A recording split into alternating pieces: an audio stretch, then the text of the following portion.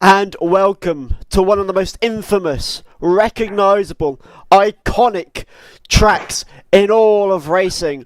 We are in Belgium at Spa-Francorchamps for the full grip Grand Prix not 90 minutes, sorry.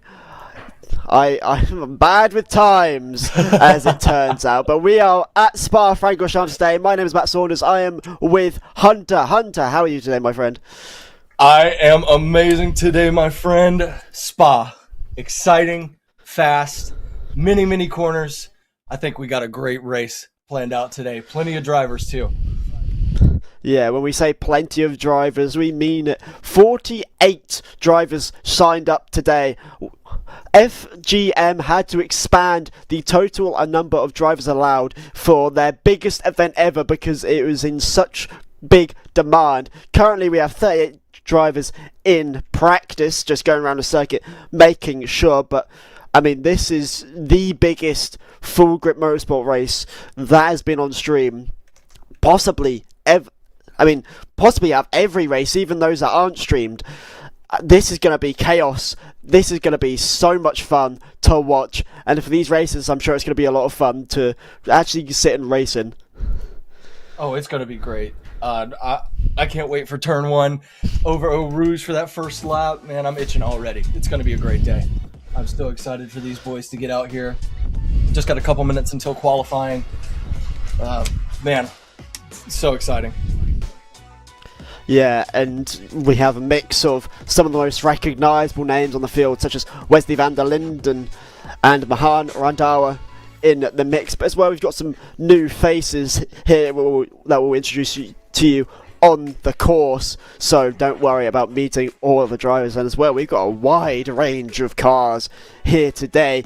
There's very rarely you get to say there's a Mercedes or, you get to see an Aston Martin or an Audi out at Full Grip Motorsport, but there is a few today as we look at our balance of performance. Yeah, but we got a good group of cars here today. I'm looking through our field right now. I see a good couple McLarens. What do we got? We got 3 Ferraris I'm seeing so far. I can only see about 20 of our numerously registered racers today.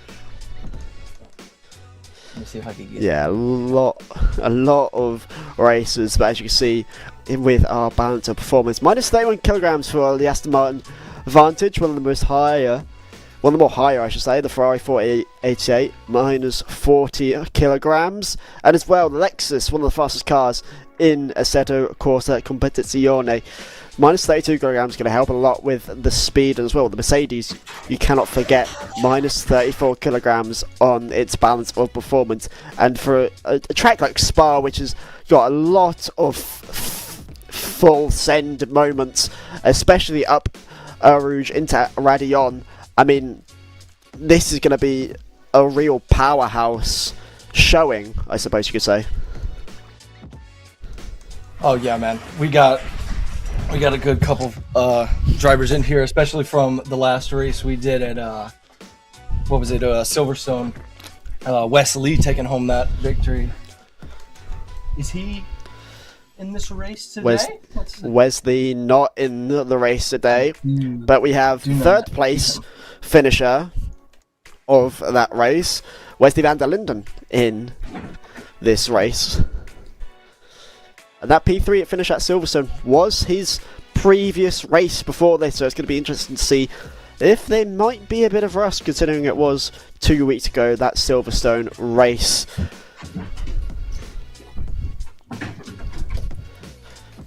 But we will be, like we were saying, this field is incredible, not only in the sheer volume of drivers and how many there are, but just with some of the quality that you can see and some of the newer cars that you can see. I mean, there's 1 or 2 debuts, not only for Spa, but for Full Grip Motorsport. I mean, Carlito is showing up today in the McLaren. It's the second race for Full Grip Motorsport. And stuff like that. And Maxime Septon from Belgium in a BMW is full debut for Full Grip Motorsport today. So it's going to be interesting to see how those guys come in to play against some of the bigger racers, but is that something that you want to prove yourself with, or is that something that might strike a bit of fear into you? Honestly, man, coming out here, if I'm racing at Spa, I'm giving it all I got.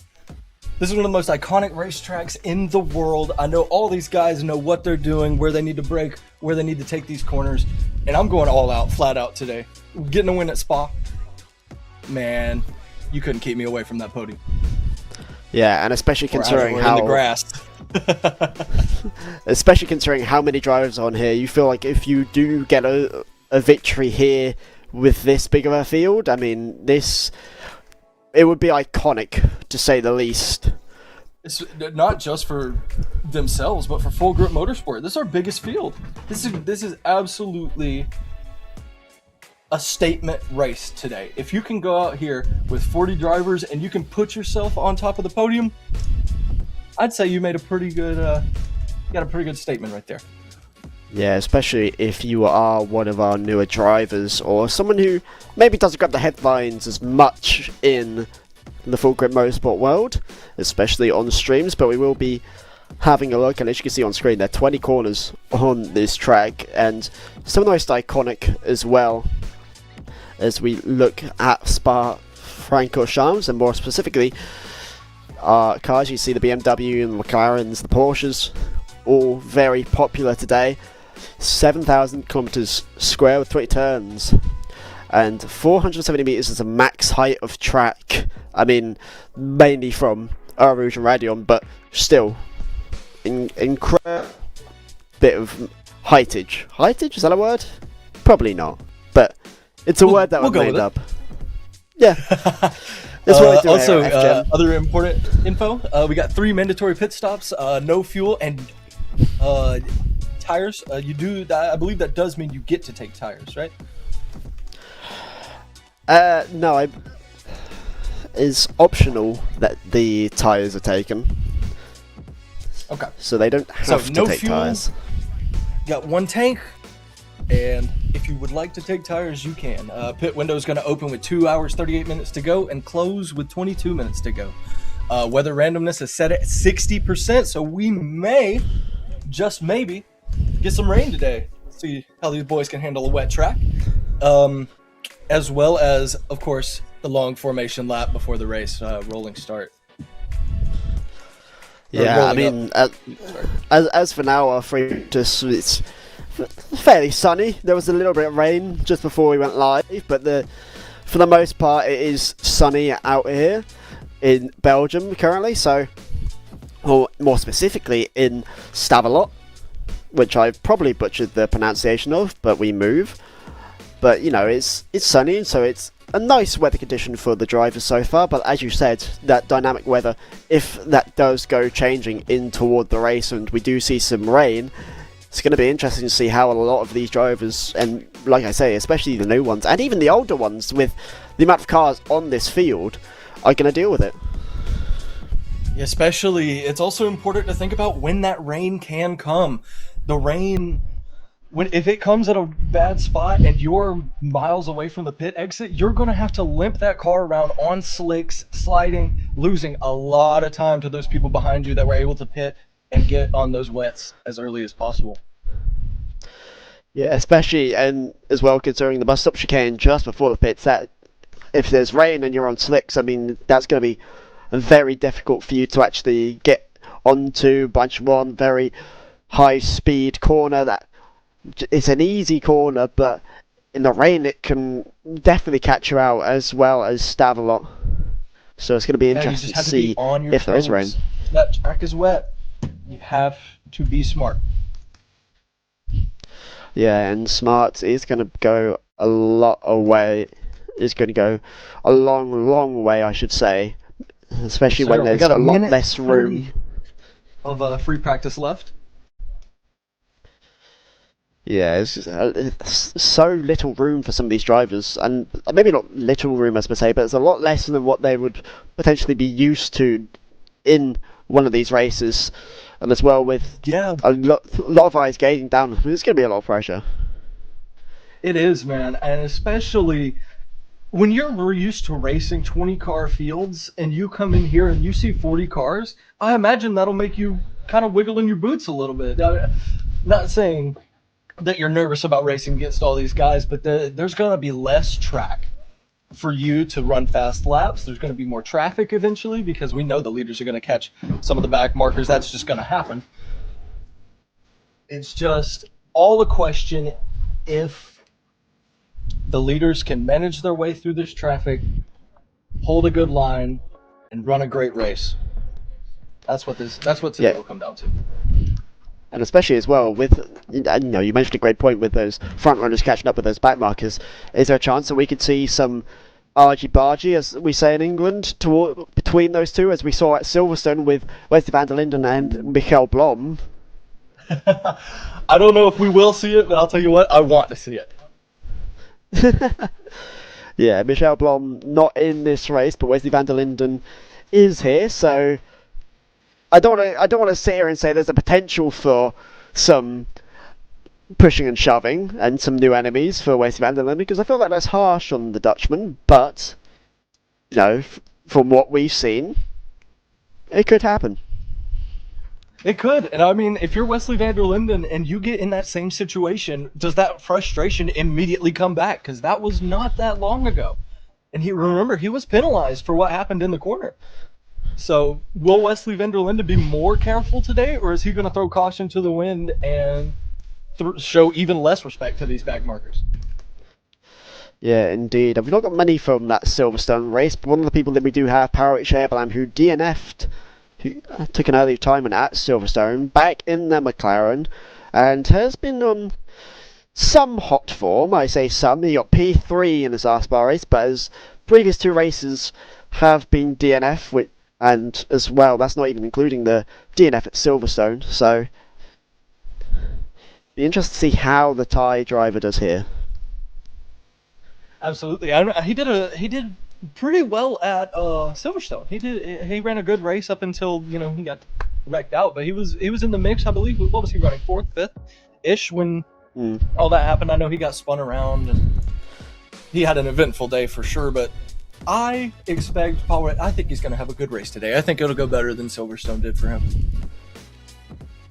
Yeah, spun out by Gael Sarabia, the Mexican driver, back at Silverstone, but now looking for a chance to show himself up as we actually get into qualifying now, as the 15 minutes have just started, so we will be bringing you that in just a minute. And speaking of minute, here we are. Here's the minute. Yeah, very fast minute, I should say.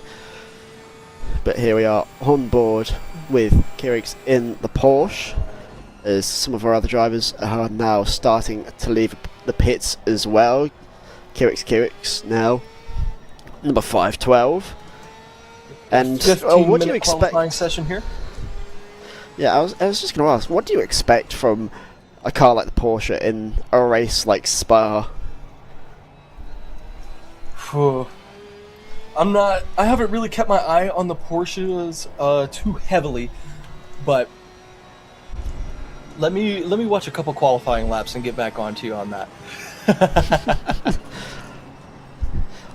Okay, we'll come back to that point in a bit. Here's Tim Bedo in the BMW, and he's someone who's only raced Spa for full Grip Motorsport. His last finish at this track was 21st, and he DNF'd the last race. So the Belgian going to be having a look, and has now even switched to the BMW. So looking for a change of fortunes there as we go back on board with Kyrix and the number 512 as we come through into Blanchimont in just a second. Yeah, we'll just catch the end. Sweeping right-hander. Really want to try and get as flat out as you can, use as little braking and lifting as possible. I don't believe he lifted at all. He took that corner amazingly right there. Hard braking right-hander down here into the turns 18 and 19 of the chicane.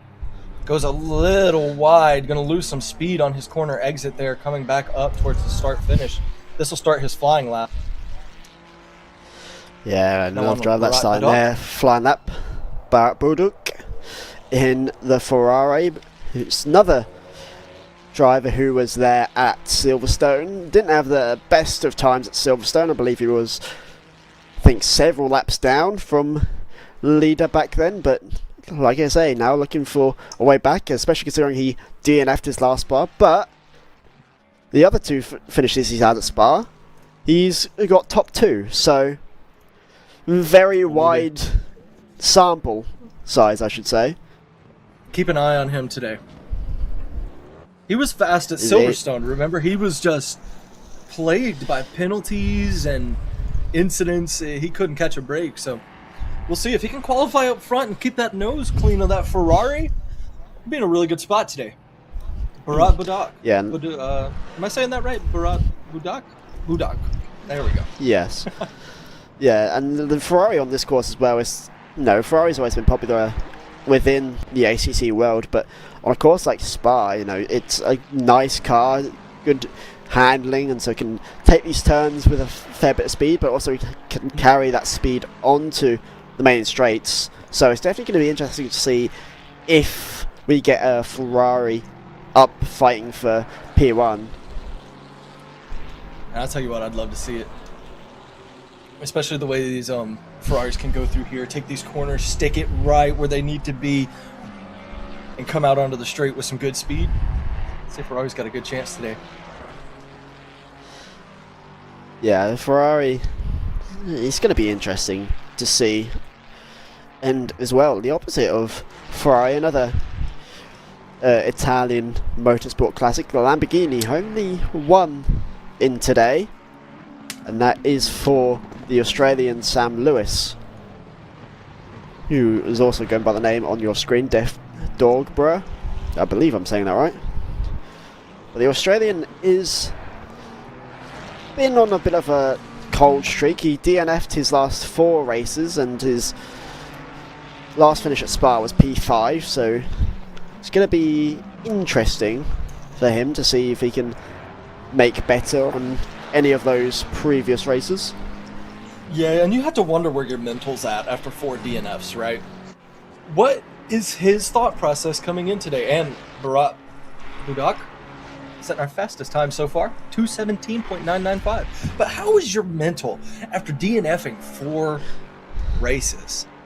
Do you at that point? I just want to finish one. I don't care where I finish. I just want to complete all the laps total and finish it out. And you have to wonder, is his mental the same way, or is he going to come out here guns a-blazing and he's going for a podium? We'll just have to see.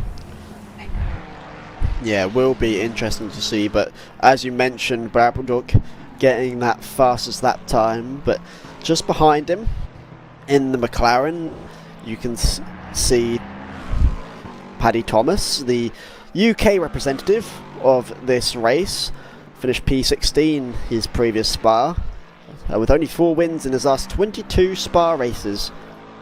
I mean, he's a master of it, but not exactly. Dan Leeson. He ran in our last race at Silverstone in the good old Chip's car. I don't think he ran too well, if my memory serves me correctly. Well, I will say he was in that massive accident, if you'll remember. Came off the corner and went probably about 120 into someone's right rear, so that was kind of tough. We'll hope Dan Leeson has a better run today. Yeah, hopefully so. And I do believe it was actually a Ford that Dan Leeson was in before. I don't believe he was in the Lexus. We might have to double check that, but as far as I remember, it was a Ford, but maybe I am getting it wrong. Possibly one of the offline races at Brands Hatch. Wesley was in that Lexus. No, he was. No, Wesley correct. won in the Ford. He won in the Ford. Maybe my mind's gone. Maybe I am just out there. But as you see top of your screen, Dan Leeson has taken professional P1 to 17.5. 4 tenths faster than Barat Buduk, and Paddy Thomas has fallen down to 4th, 218.5. So about a second off of Dan Leeson, or just above, as he now looks to regain into that top 3 after being pushed out by Mahan Ranthawa, and will get the P2. Paddy 2 Thomas, tenths of a second that quicker. Blacked out McLaren. Good lap so far. And one thing to note as well is that we do have the Ranthawa brothers in the race. Both of them, Ishar and Mahan Ranthawa, both running in the BMW. It's going to be interesting to see how these brothers from Canada come in to play against each other. And that's always exciting to see some brotherly love on the racetrack. You might not call it brotherly love, but always fun to see it when I'd like to see those two run close together. I think that'd be real fun to see today. Yeah, it would definitely be interesting to say the least. As Barrett Bulldog has actually been pushed back to P4. As you can see, P2 has been taken away by David Zetmeister in the BMW.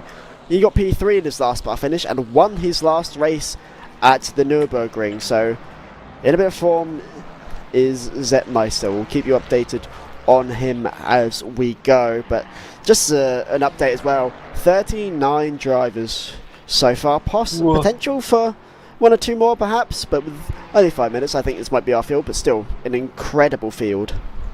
Absolutely amazing to see, and you love to see it for full Grip Motorsport to have this big of a field out here, seeing what they've been able to do with their broadcasting and just their entire group as a whole. They've done really well, and I had not noticed that face on the back of Dan Leeson's car. That cracks me up a little bit.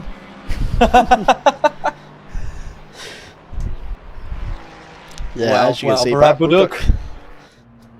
back to P2. Dan Leeson's just setting faster times, 2:17.092 now.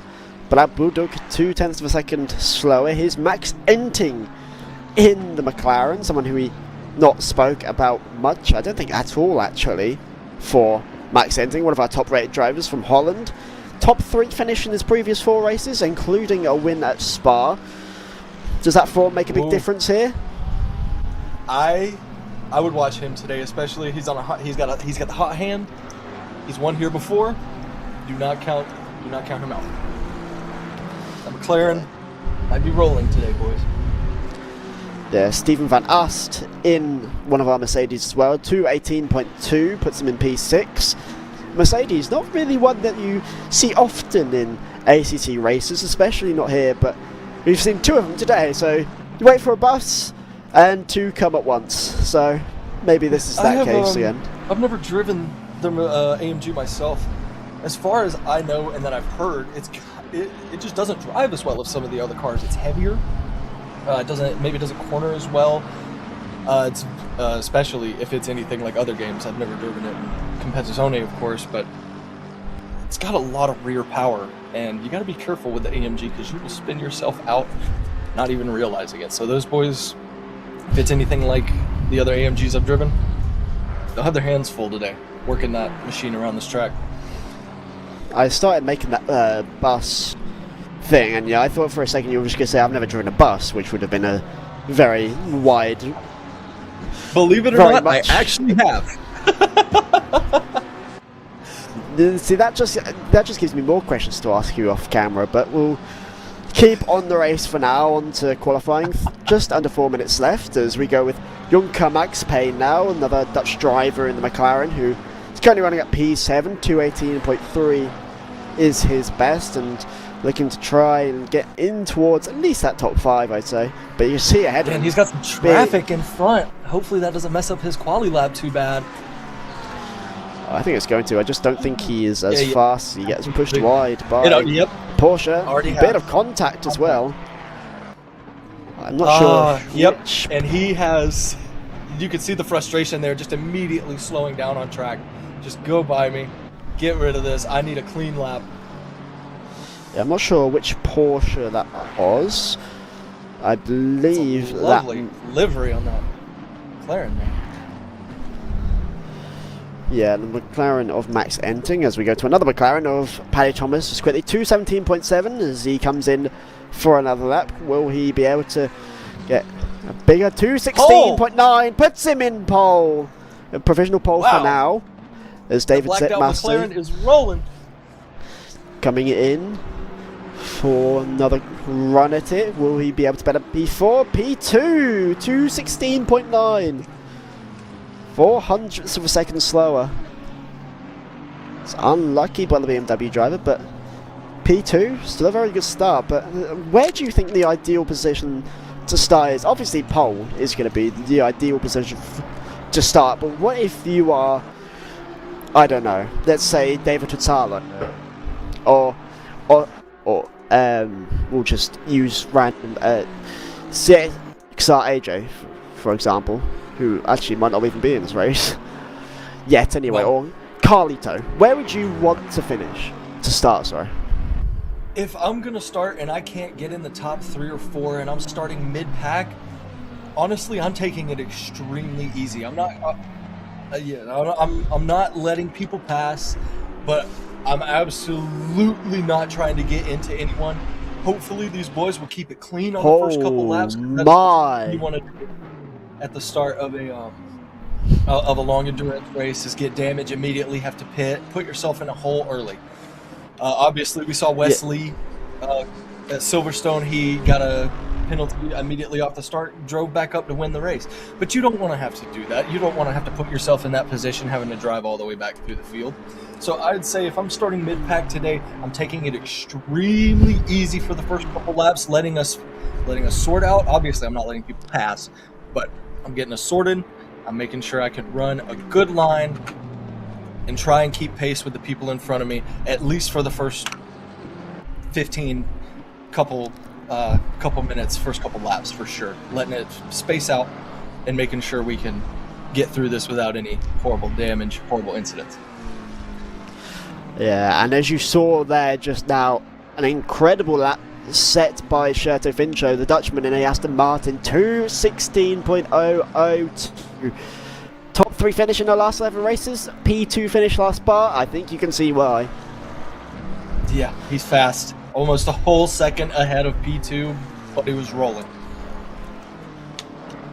I mean, incredible. I mean, what do you have to say to that if you're Paddy Thomas?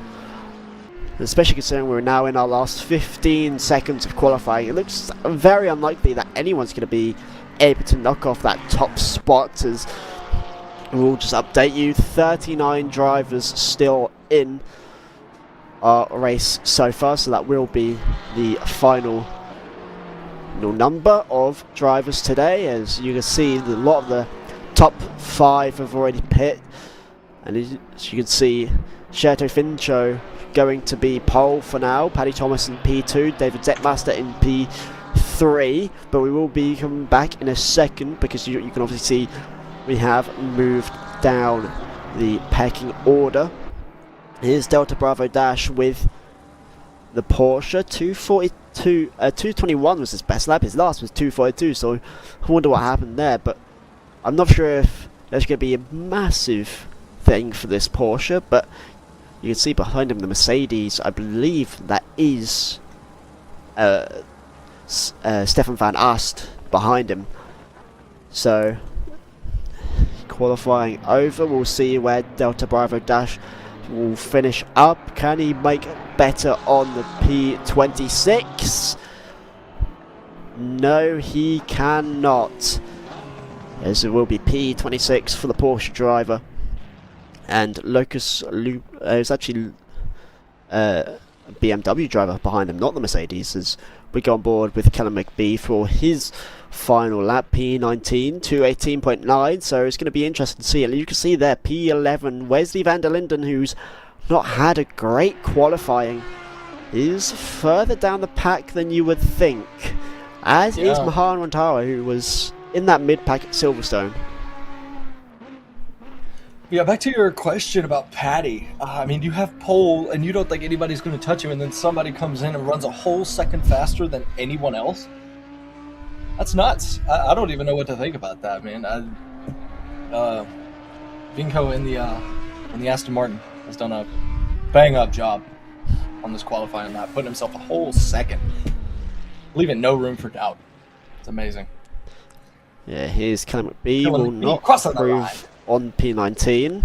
The American not able to improve on his positioning, as qualifying has ended, and so Serta Vinci will lead this race. Behind him, Paddy Thomas, David Zetmeister, Dan Leeson, and Brat Budak, I should say, in P5, and you can see the rest of the top 20 on left hand side of your screen. And so, I mean, do you want to do early race predictions of who might be your winner for this race? Okay. You know what? I'm gonna put my money on Budak. I'm gonna do it. I think he's going to. I think he's learned from his incident-filled Silverstone race, and I believe the Belgian at his home track is gonna take home the W today. That's my prediction. Ooh. Well, it's going to be interesting. I think I'm putting my money on Dan Leeson in the Lexus just because of that sheer power and quickness of them. Of course, like this, I think it's going to be instrumental to how he will go through this race. And we will be having a full formation lap in about a minute's time, so wish everyone the best of luck. If you're not comfortable, you better get there, because we are getting started very soon. Yeah, and this is a good time to remind you all to get your snacks, get your drinks. This is going to be one hell of a race, and as well, while you're at it, you may as well join the Full Grip Motorsport Discord and look on fullgrip.com in order to find out more about the events that are happening. As you can see, CXA 527 has got a 15-second time penalty for a qualifying incident. I believe it was for a blue flag incident in qualifying. It's already a setback. Yep, and that's what you want to avoid, man. You really want to avoid putting yourself in a hole early. Starting down, it's just, it makes that fight upwards even tougher. Yeah, it's not going to be great for him to start off, as we will be getting into our formation lap in 10 seconds. I mean, what a way to get this started. What a way to really get through midway through July, I should say, for Full Grip Motorsport. And what a way to mark half a year as well. I know, it's awesome. It's really cool to see everything that's gone down here with Full Grip, getting all these drivers in here, just being able to pull the community like this together, man. It's so incredible. I'm incredibly grateful to be here. Super excited for today, man. It's Spa. Let's go. I'm so ready for this. Yeah, how can you not be excited There's thunder for outside. Spa? This is crazy. Setting the mood. I will say that thunder is outside in real life and in America, as I believe, Hunter, that's where you're casting in the from. southeastern United States. You do not have to worry about any rain yet at Spa.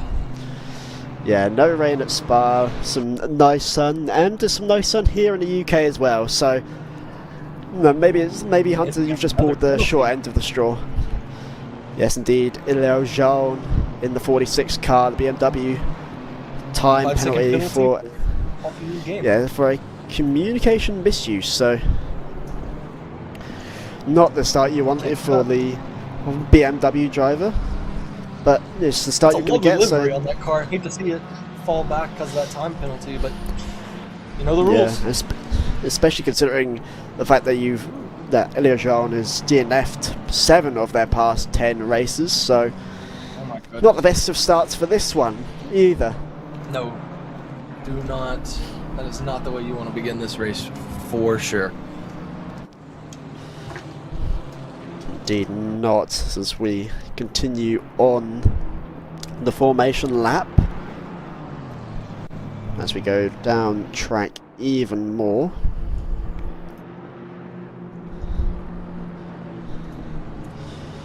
You see some of the people actually starting from the pits. Ishar, Rantawa, KYM starting in the pits, and as well the BMW. Sorry, this is a long list of notes I have. You're going to have to forgive me for taking a second to get names, especially considering I've got all 48 people, and we've only got hopefully they'll excuse us. Yeah, hopefully the viewers will excuse us, because they will be this is our biggest race critics. yet.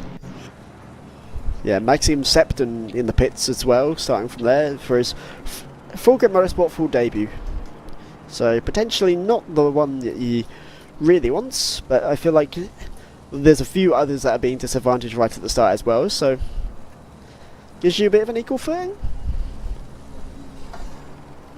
Oh, well, if I'm going to start with a time penalty, I'd like as many people to start with a time penalty as me, so the more the more people I've got back there, and more people just as slow as me, I'll take that deal. Yeah, and for those who are not aware of the track at Spa for GT3 racing, or GT4 racing? GT4 racing?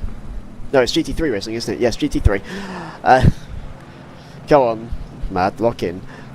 GT3 racing, the start-finish line for the first lap is a bit different, so instead of being where you would think it normally is, it's actually on Eau Rouge. So just for this rolling start, and as well I feel like the starting line being there also can cut off some people. Yeah, it can definitely screw you over just a little bit, especially starting too wide going through Eau Rouge. You're gonna have to take it really easy, and if the guy behind you does not, Eau Rouge is gonna turn into a wreck fest pretty fast. So let's hope these boys can keep it clean. Yeah, especially with that, you know, for turn one, if you are further behind the pack, you are going to struggle as that start will, you know, you'll start on that corner and it's just going to be a bit awkward, but we'll come down now onto the awkward regular start-finish line, where we will not be starting here. We'll be starting after the next right-hander as we go up into Eau Rouge and Raidillon. Yes, sir. So 22-degree track. That is 71.6 degrees in hamburger units. American units, for all my I should fellow say. Americans out there. Yeah, you can say that to Ken McBee in the Ferrari, but here we go as we are about to get the green lights for Spa-Francorchamps.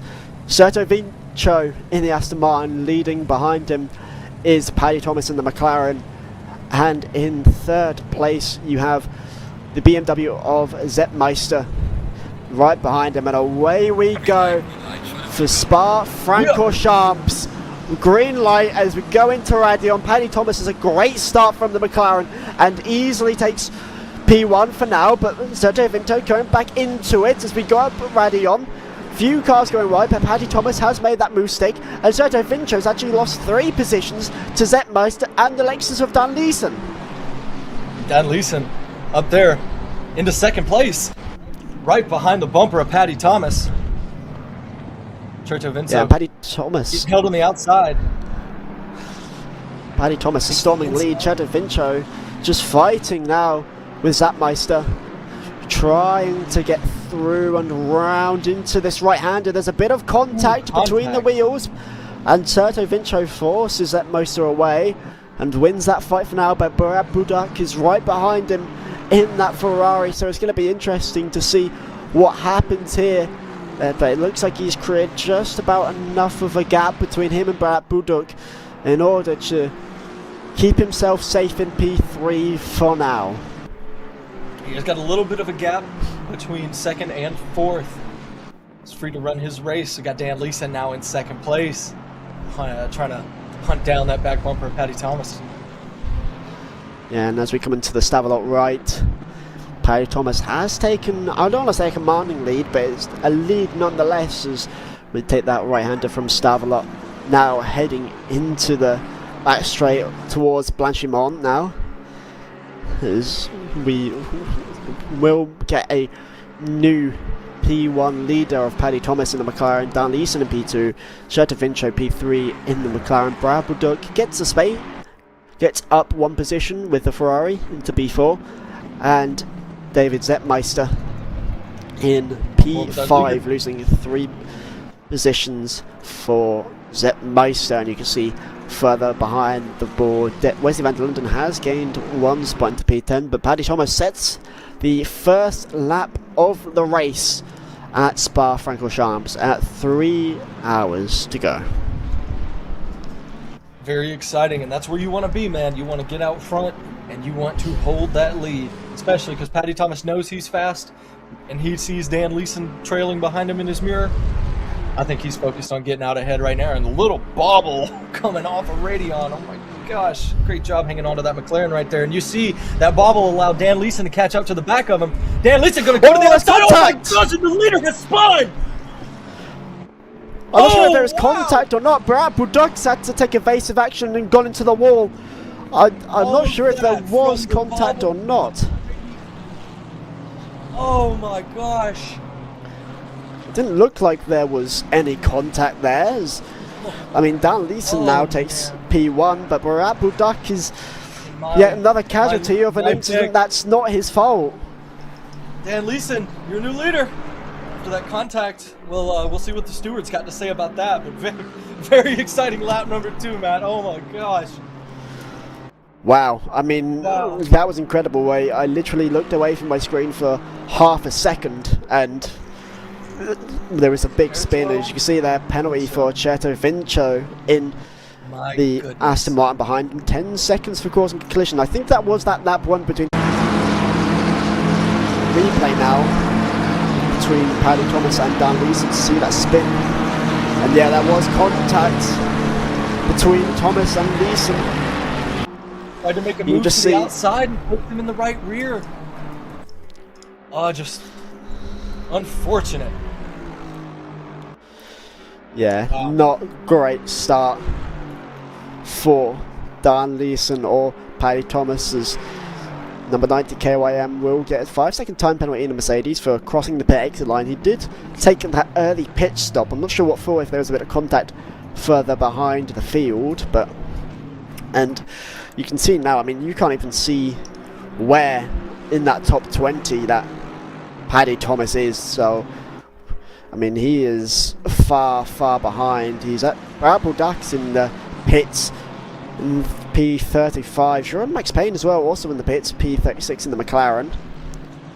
And, you know, we're still trying to find where Paddy Thomas is. So he might have retired. I think there has... Oh no, P28 is where the former race leader sits.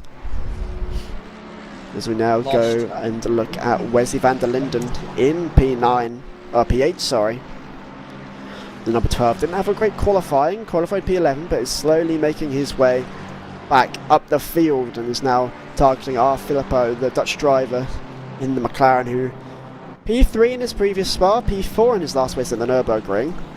So a bit of decent form, and can definitely someone who can definitely challenge, I should say, in towards that P5. Yeah, we'll see. We'll have to catch up on Wesley van der Linden, see how he's running in a couple laps. We'll know for sure if he's got the pace to go catch up to those leaders. See if qualifying was just a fluke. Yeah, and here's Leo Jean, who did start from pit lane, has recovered to P10. You can see David Salo in the Lexus just ahead of him, fighting with Wesley van der Linden, looking for the pass. But it's actually Leo Jean who does have a time penalty, I believe. Yeah, he does have that 5-second time penalty for communication misuse during qualifying, so we'll have to factor that in as well. But for now, P10 with 2:53 to go.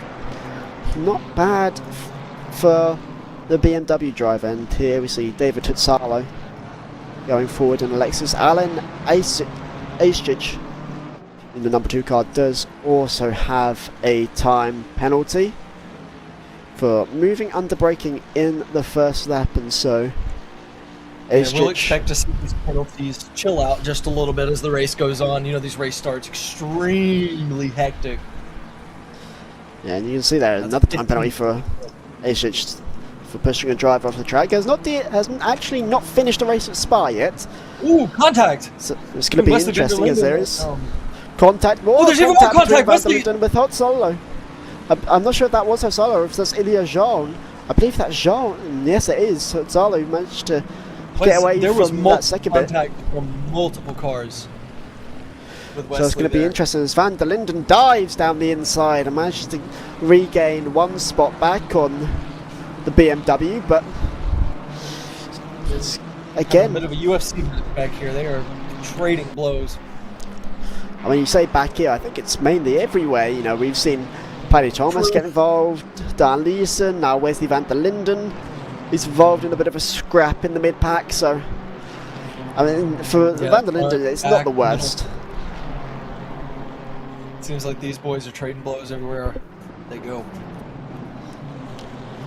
Yeah, it's not the worst incident to have. Still remaining in P10, just ahead of, well, now it's Tim Baydal in the BMW, who just manages to get that overtake through and completed. That overtake was on Lucas Lopez Huard, who won his previous race at Monza, but still yet to finish above P8 here at Spa.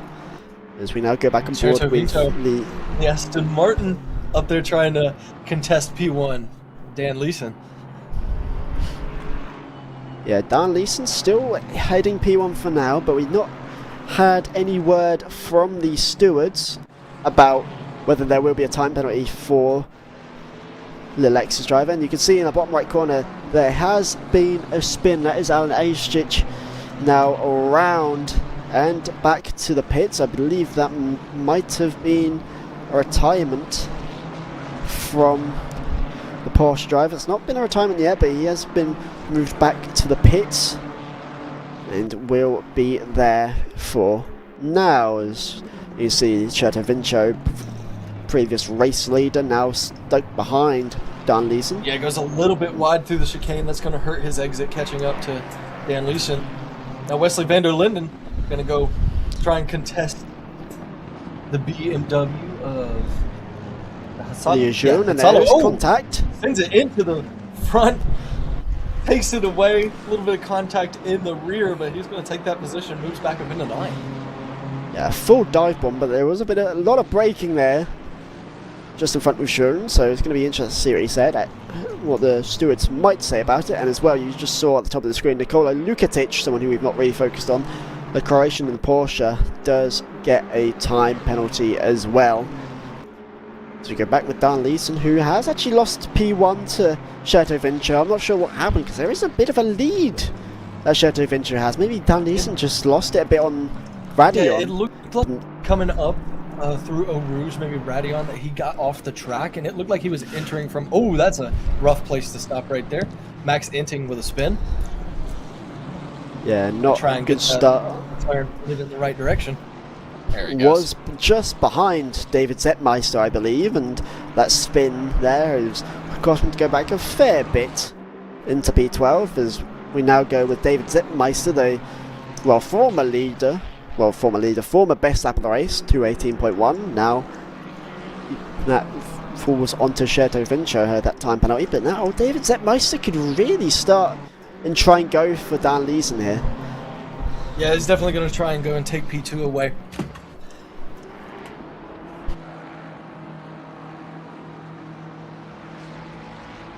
And I think Dan Leeson, yeah, just goes very wide there. I'm not sure if it was a pit stop, but I think it is just very wide. As we go back with Tim Baydal. And in the flurry of BMWs there, you can see Huard and Jean just in front of the Dutch driver. And behind them a McLaren of Max Enting. So it's going to be interesting to see what Enting can do. And Wesley Van der Linden building a bit of a gap, but only about a second to P9. And so, I mean, Wesley Van der Linden has already taken a lot of contact as Nikola Lukatic, the Croatian, gets another time penalty for caused collision, 10 seconds. I'm not sure if there was another time penalty or if it was the same time penalty. Max Either Enting. way, time penalty. Whoa! What a Sends move it up that the is from Max chicane. Enting. It's a miracle he held onto that car. He had to be hard on the brakes, but manages to get the move done cleanly. Yeah, we're seeing a lot Great job, of dives down the bus stop chicane. We now have a replay for Dan Leeson just to see what happened more properly as we go into Eau Rouge and Radion. Oh yeah, he just fully loses it. Oh, Touches got the into wall the as wall well. as well. Wondering if that gave him damage too, and that's why the gap's been building so much. Yeah, it could be so. Yeah, just got he's now about a second away from Cheto Vincho in P1. As Dan Leeson now might be having to defend from David Zetmeister from just behind him. And when you're speaking, breathing down his neck. You're speaking pre-race about how fast this Lexus is in the straight line and how much we can really see it go flat out during Radion and the back straight of Blanchimont. And is that something that's actually kind of surprised me actually about how maybe not slow the Lexus has been, but how not fast it's been as well.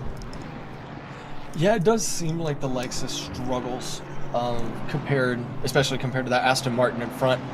That thing is hauling away. It seems he maybe has a little more trouble getting through the corners. We'll watch him right here. Let's see if he can. That wasn't too bad. But you really have to worry because it really, how fast you go really depends on the car you grab, man. And if you choose the wrong car for the wrong track, you are just gonna be slower than the other guys. Yeah, it's also why that balance of performance is really important as well for when these drivers select their cars. And so we go back with Max Enting in the McLaren now in that little 4-pack he has with a lot of BMWs that spot the odd one out in the mid-pack between P12 and P9. Max Enting, who was around in our top 5, now falling to P11 after that spin earlier on as we go and see it drifting wide. Jean goes hold wide. Everyone.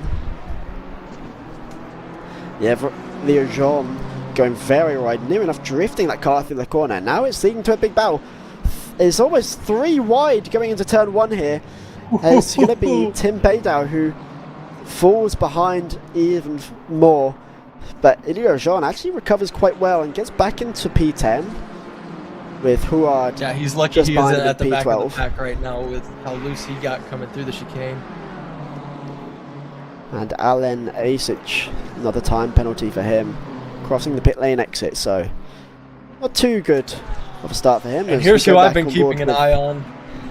Paddy Thomas, who currently sits P17, has gained a few positions and is now sat behind Geoffrey Athox, looking to get him into Radion. Won't get behind, but will get him in towards this front straight, and maybe has looked like there was going to be a bit of contact for a second, but Paddy Thomas experienced enough to not let it go through as he will make that overtake as Stephen Van Asch gets the time penalty as well.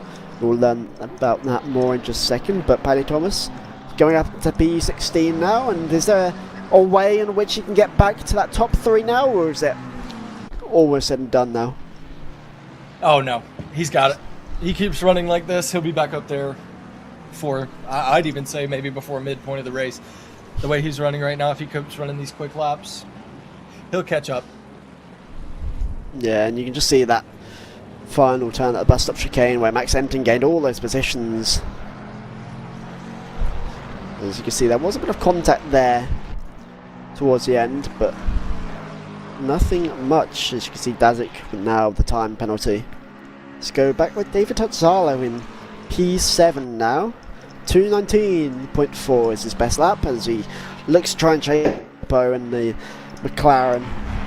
And this is going to be where we can really see the Lexus's strength on these straights, and you can just see there as he goes through Blanchimont into the bus stop chicane, that speed that he has over the McLaren. But I think it's fair to say, I was going to say the McLaren has a lot better cornering, and then he lost it into the corner, and now he's likely going to be attacked by Wesley van der Linden as well. As David Rizzalo now in P6 as a high ankle as well. You can see top of your screen gets a time penalty. So now Wesley van der Linden has the chance. Had that position anyway. The McLaren, even without the bobble from the McLaren, the way he took the corner, I bet he would have had him up the straight. Here we go. Dan Leeson, P2, loses it for P3, but still going to fight David Zetmeister, but not well enough on this front straight. Dan Leeson now falling to P3, and you can see the real big difference, and I think it is that damage from when Leeson went into the wall between him and in the Lexus. You can just see across that front straight that lack of speed. You gotta wonder if he's beating himself up about losing it through a ruse and getting that damage on the car. Yeah, and Yeah, we'll just look at this right. again. You can just see it's such a hard Bobbles hit. right up. Oh, it's He did another, it again. no, it's- Oh my gosh. It's a second one that happened with Dan Leeson, so he's really losing these positions now. This is now Wesley van der Linden. Looks to try and fight with R. Filippo for P7. But I don't think he's going to get him just yet. You just see the gap that's He's been putting built up everything he between has. the Ferrari and the McLaren. It's going to be interesting. These two very similar cars, but you know, I was driving around a Ferrari around Spa earlier, and it felt so good.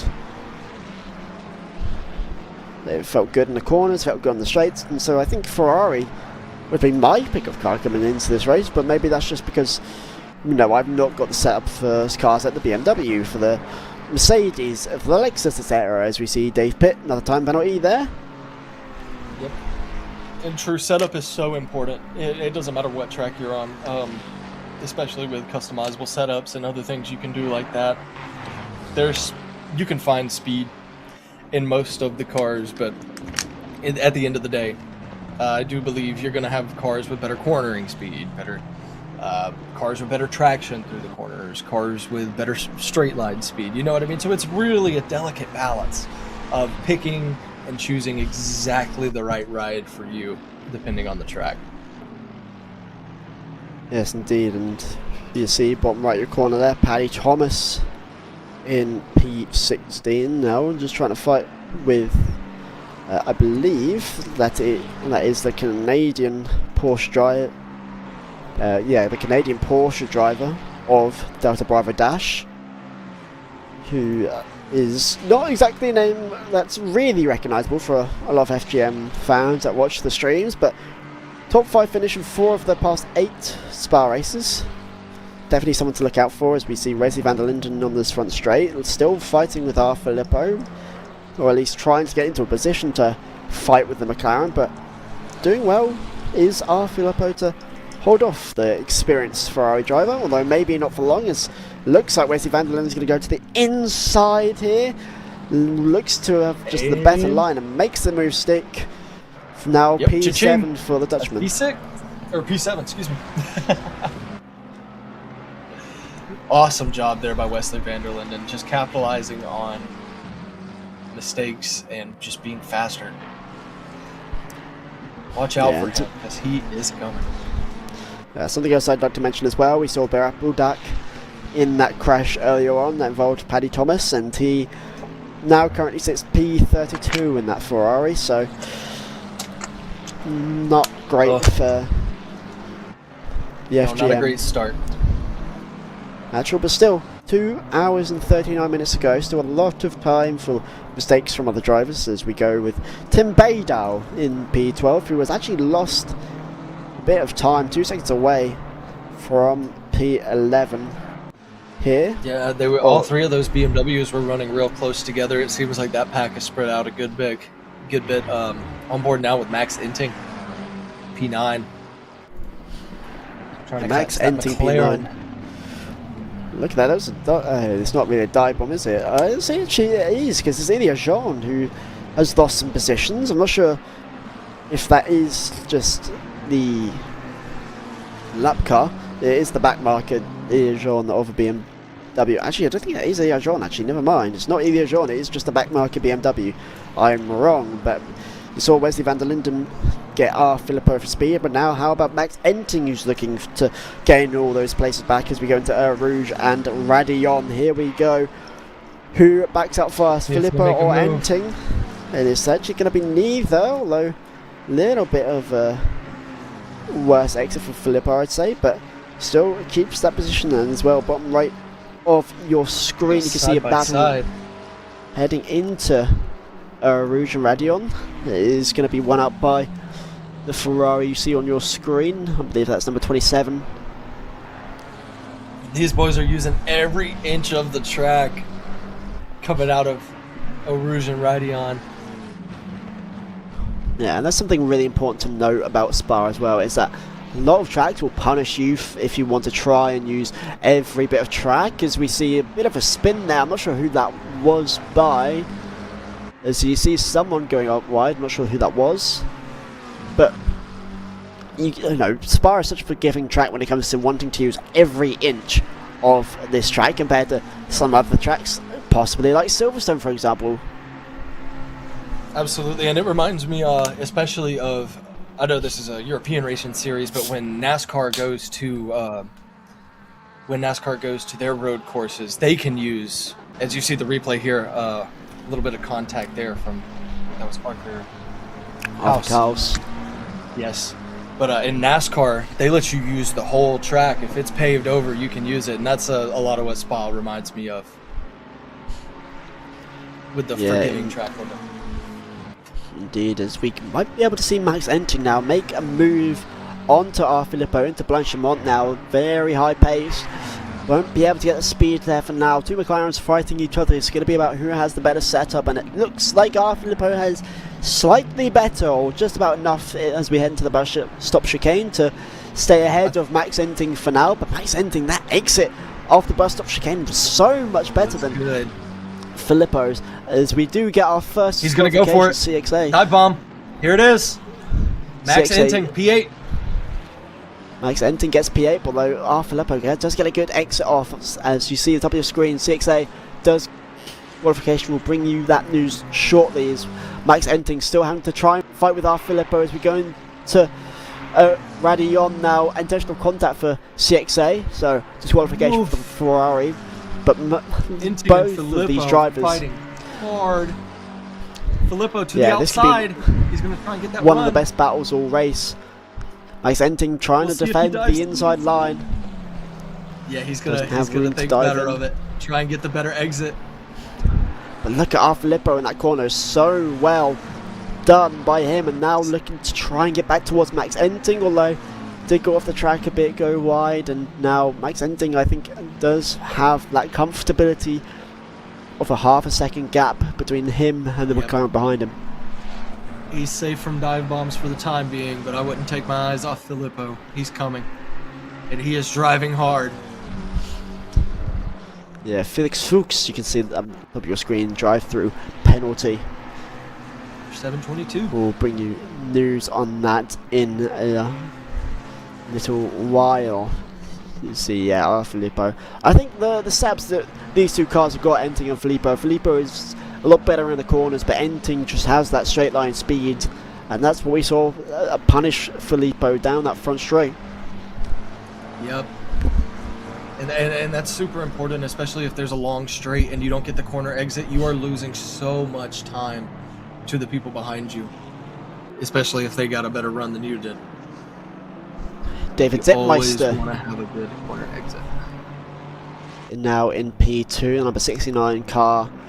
Still ahead of Dan Leeson by about a second, although potentially not the amount of pace that Zettmeister would have liked to got on Lexus driver, potentially looking for a bit more.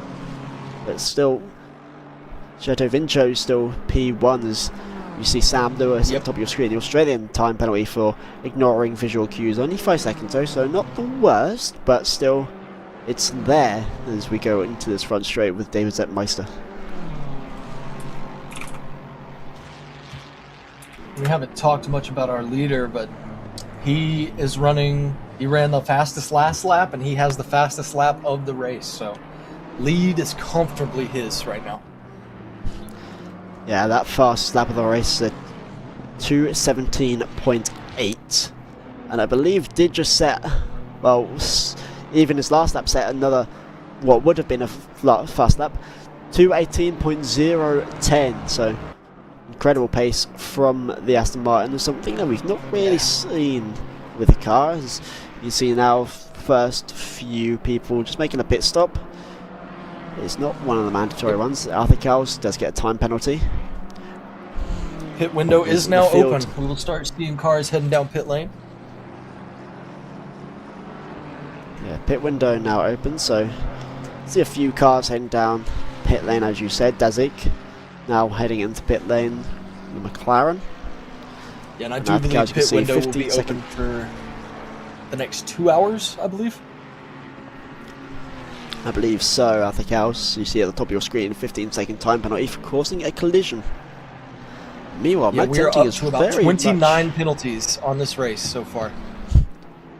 Probably Max more. Enting has really got some great race pace here, and it's now caught up with Wesley van der Linden as we go in towards this back straight. And so Max Enting, even though he Look spun at out him earlier, extending always that gone wide. ride off track. Yeah, gone very wide there, but you know, heading into Blanchimont, this is some great race pace from Max Enting, and even though he spun earlier, I think this could be a really important finish. Oh yeah, absolutely. I mean, he had a mistake earlier, and he's already.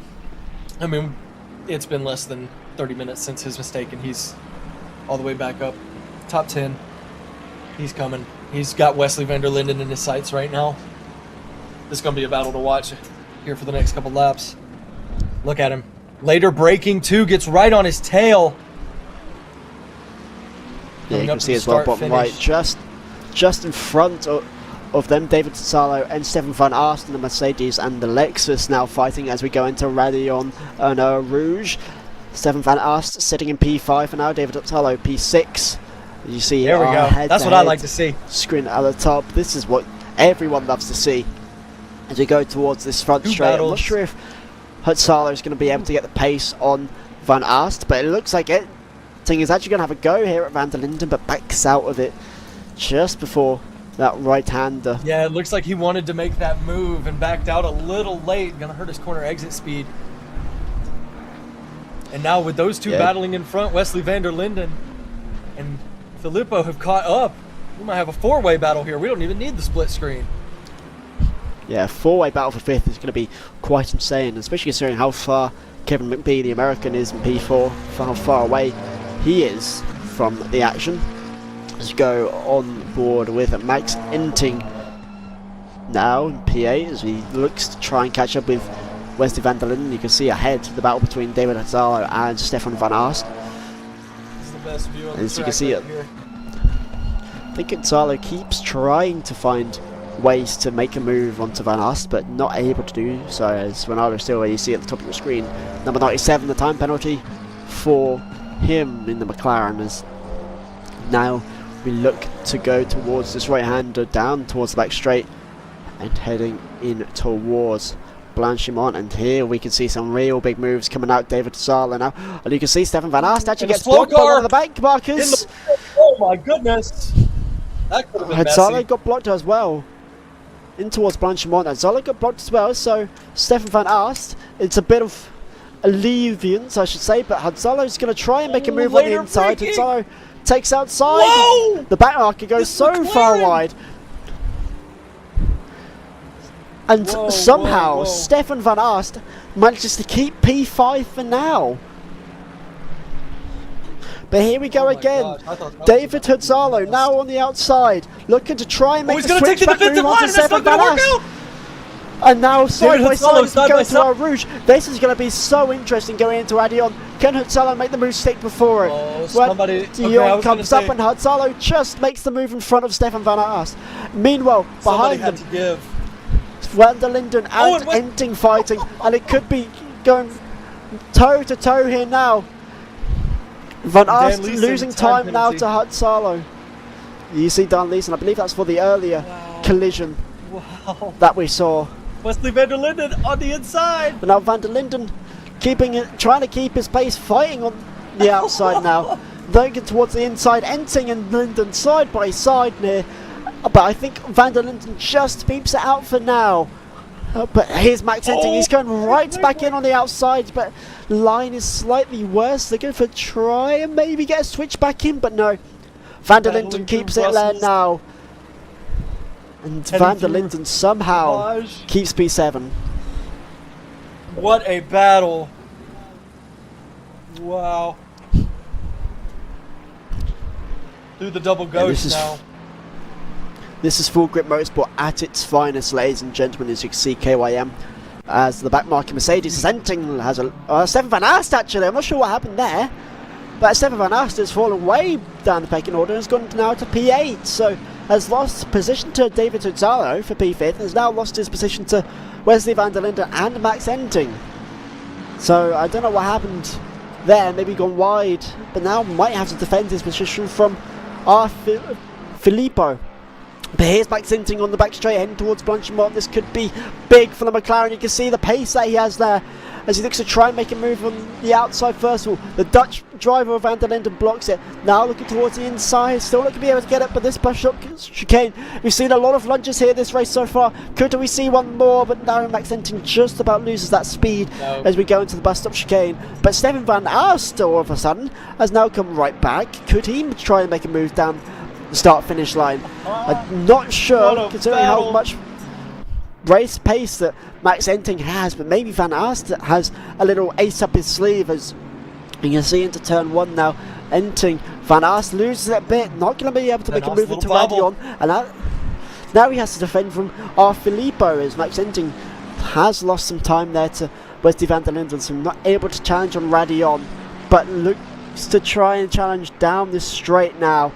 You can see the race pace that Enting has. Here's Filippo as well, trying to catch up again to Stefan van Aerst, who does have this time penalty, bear in mind. Wow. The past 2 laps have been just non-stop action, guys. This is full grip at its finest right here. This is incredible racing. And Max Enting saw a little bobble there, still within striking distance to Wesley van der Linden, especially now. He had to get late on the brakes. That's going to lose him some time. Van Aerst right behind him. It's a 3-car battle here, man. This is exciting. You saw behind him as well, our Filippo. I'm not sure if he just lost his footing or what, but lost a lot of time there. Now has to defend from Jean in the BMW, but now Max Enting looking to try and get back towards Wesley van der Linden, has to try and crawl back towards this P6 spot. Wesley van der Linden's done a phenomenal job to hold it this long, but it feels like with 2 hours and 25 minutes to go, it's going to be difficult for him to hold. As we look at our Filippo, just loses it. I think he actually makes contact with the wall. Yeah, just got a little off track. You touch that grass, man. It's hard to get that car back under control. You're going to lose some time. Yeah, it's not good as we come out of the Stavelot right now, as we head on the back straight, as we head towards Blanchimont now. Max Enting, we've seen him with so much pace now, but it's just that gap between him and van der Linden too far for him to catch up from, and so has to cede to the Ferrari. Much earlier on the brakes, Wesley van der Linden has a worse line through the chicane. He's on his tail. Yeah, van der Linden's really messed up that brush up chicane there, and has allowed Max Enting to really come back in now, and is going to look towards the outside now of Wesley van der Linden, and it's not going to be able to get it. Maybe trying for the switchback, the line, but no. Wesley van der Linden stays alive in P6 for now, but as we head up into Radion, this could be a massive difference on the 31 car. Could he make a move? And you can see him gaining on Wesley van der Linden as we go on board with the McLaren. That has cut the corner a bit there, but is getting the pace on Wesley van der Linden, who's struggling to defend now. And Max Enting will get P6 for now. There's almost contact between him and Wesley van der Linden, who tried to shake back in. But my question is, is that offence finable? Because you saw him go off track into Radion, and did gain that position. So will there be a penalty for Max Enting coming? Well, we'll have to see what the stewards decide. I know he was quick through there. I don't know the exact track limits, but we'll see what the stewards have to say. For right now, he's sitting pretty in P6. Yeah, it's definitely going to be something that the stewards will look at, as you see on the left-hand side of your screen some more pits coming in. I'm not sure who that was. We'll bring you an update in just a second. I believe that was... I will find the names in just a second. Yeah. Oh yeah, there's a lot of names on my list. 33 of Def Dog Rock. There's Sam, Sam Lewis. Another penalty for him. And it's Akos Nemeth in the BMW, the Hungarian, now into the pits. As we stay on board with Max Enting, who has gained this P6, but we're anxiously waiting, I'd say, to see if the stewards will decide on a penalty for the McLaren driver. The Dutch driver, top 3 finishes previous 4 races. That could be race deciding too. I mean, he's running so well here, but if you gotta think the risk reward was, if that is to be a penalty, was P6 worth taking that penalty there? If it is. Yeah, you can see as well in the pits now is the driver in the Ferrari, Kellen McBee, I should say. Won his last race at Spa, but P8 in Brands Hatch his last race in Francorchamps. 5-second time penalty for causing a collision earlier on. Let's see, how many penalties are we up to today? Let me look. Got about 35 on my sheet right here, so boys have not kept it necessarily clean, but seems the penalties are slowing down as we enter our 39th minute of this race. Yeah, and something to mention as well, some of these penalties may be taken away if the stewards look at it. They could be reviewed for penalties, so current number of time penalties probably simply doesn't sit there. Until you know for sure, pedal to the metal, run your race. And that's also another thing, you got to think about the mental. When you get that penalty, it can just absolutely destroy your thought process. If you're locked in on a race and you hear you got a 10-15 second penalty, who's to say you don't mess up the next lap, because that's all you're thinking about. You got to have some serious mental fortitude to stay strong during these long races. Yes, and you can see there Chateau Vincho, P1 leader still, who does have the fastest lap. 2:17.3 is the fastest lap for our P1 race leader. I believe that is a whole... Yeah, that's almost a whole second faster than anyone else on the racetrack.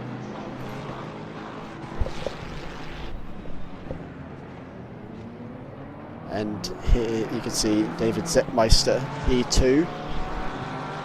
Oh, Paddy with a time penalty.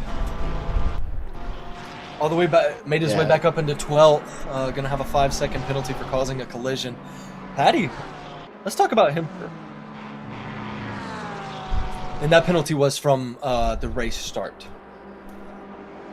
Yeah, so an early one from Paddy Thomas for causing a collision at the race start, as we now on board with Dan Leeson in P3, and you can see about that race pace of the Lexus is really fallen off, and you can see there in the background Budak as well, someone who was in and around that top spot earlier on, is now fallen very, very far back into the back runners.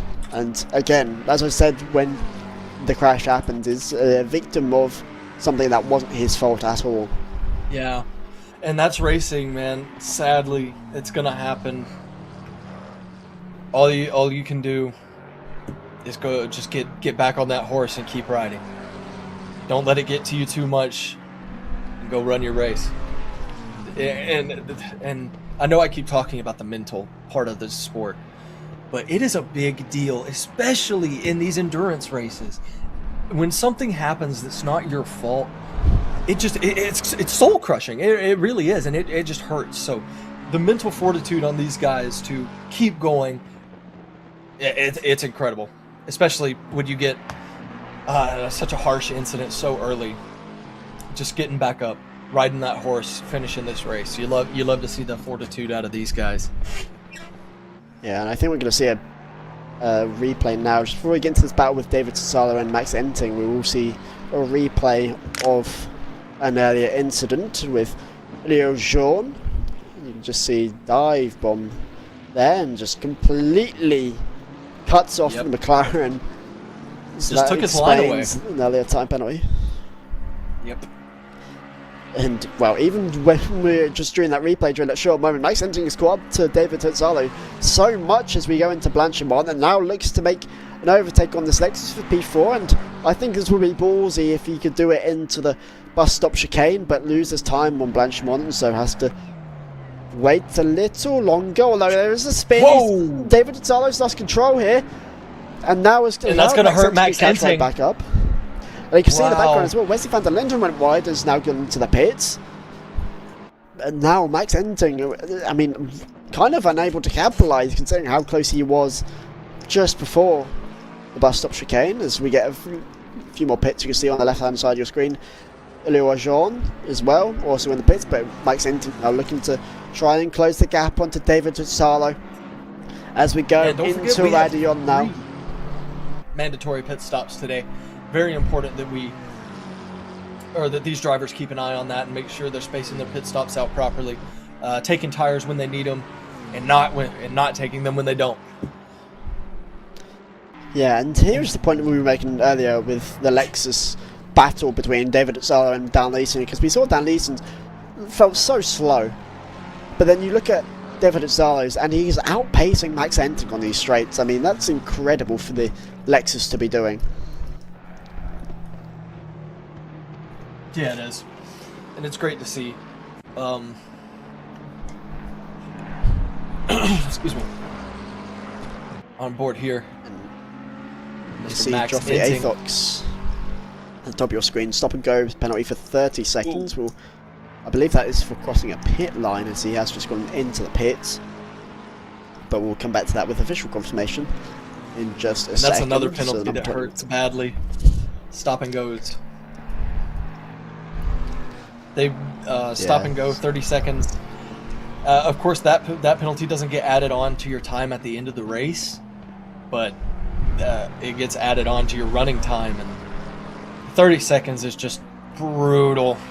Just brutal. You can also see left hand side of the screen. P17 Carl Ito into the pits as well. His second race for Grip Motorsport.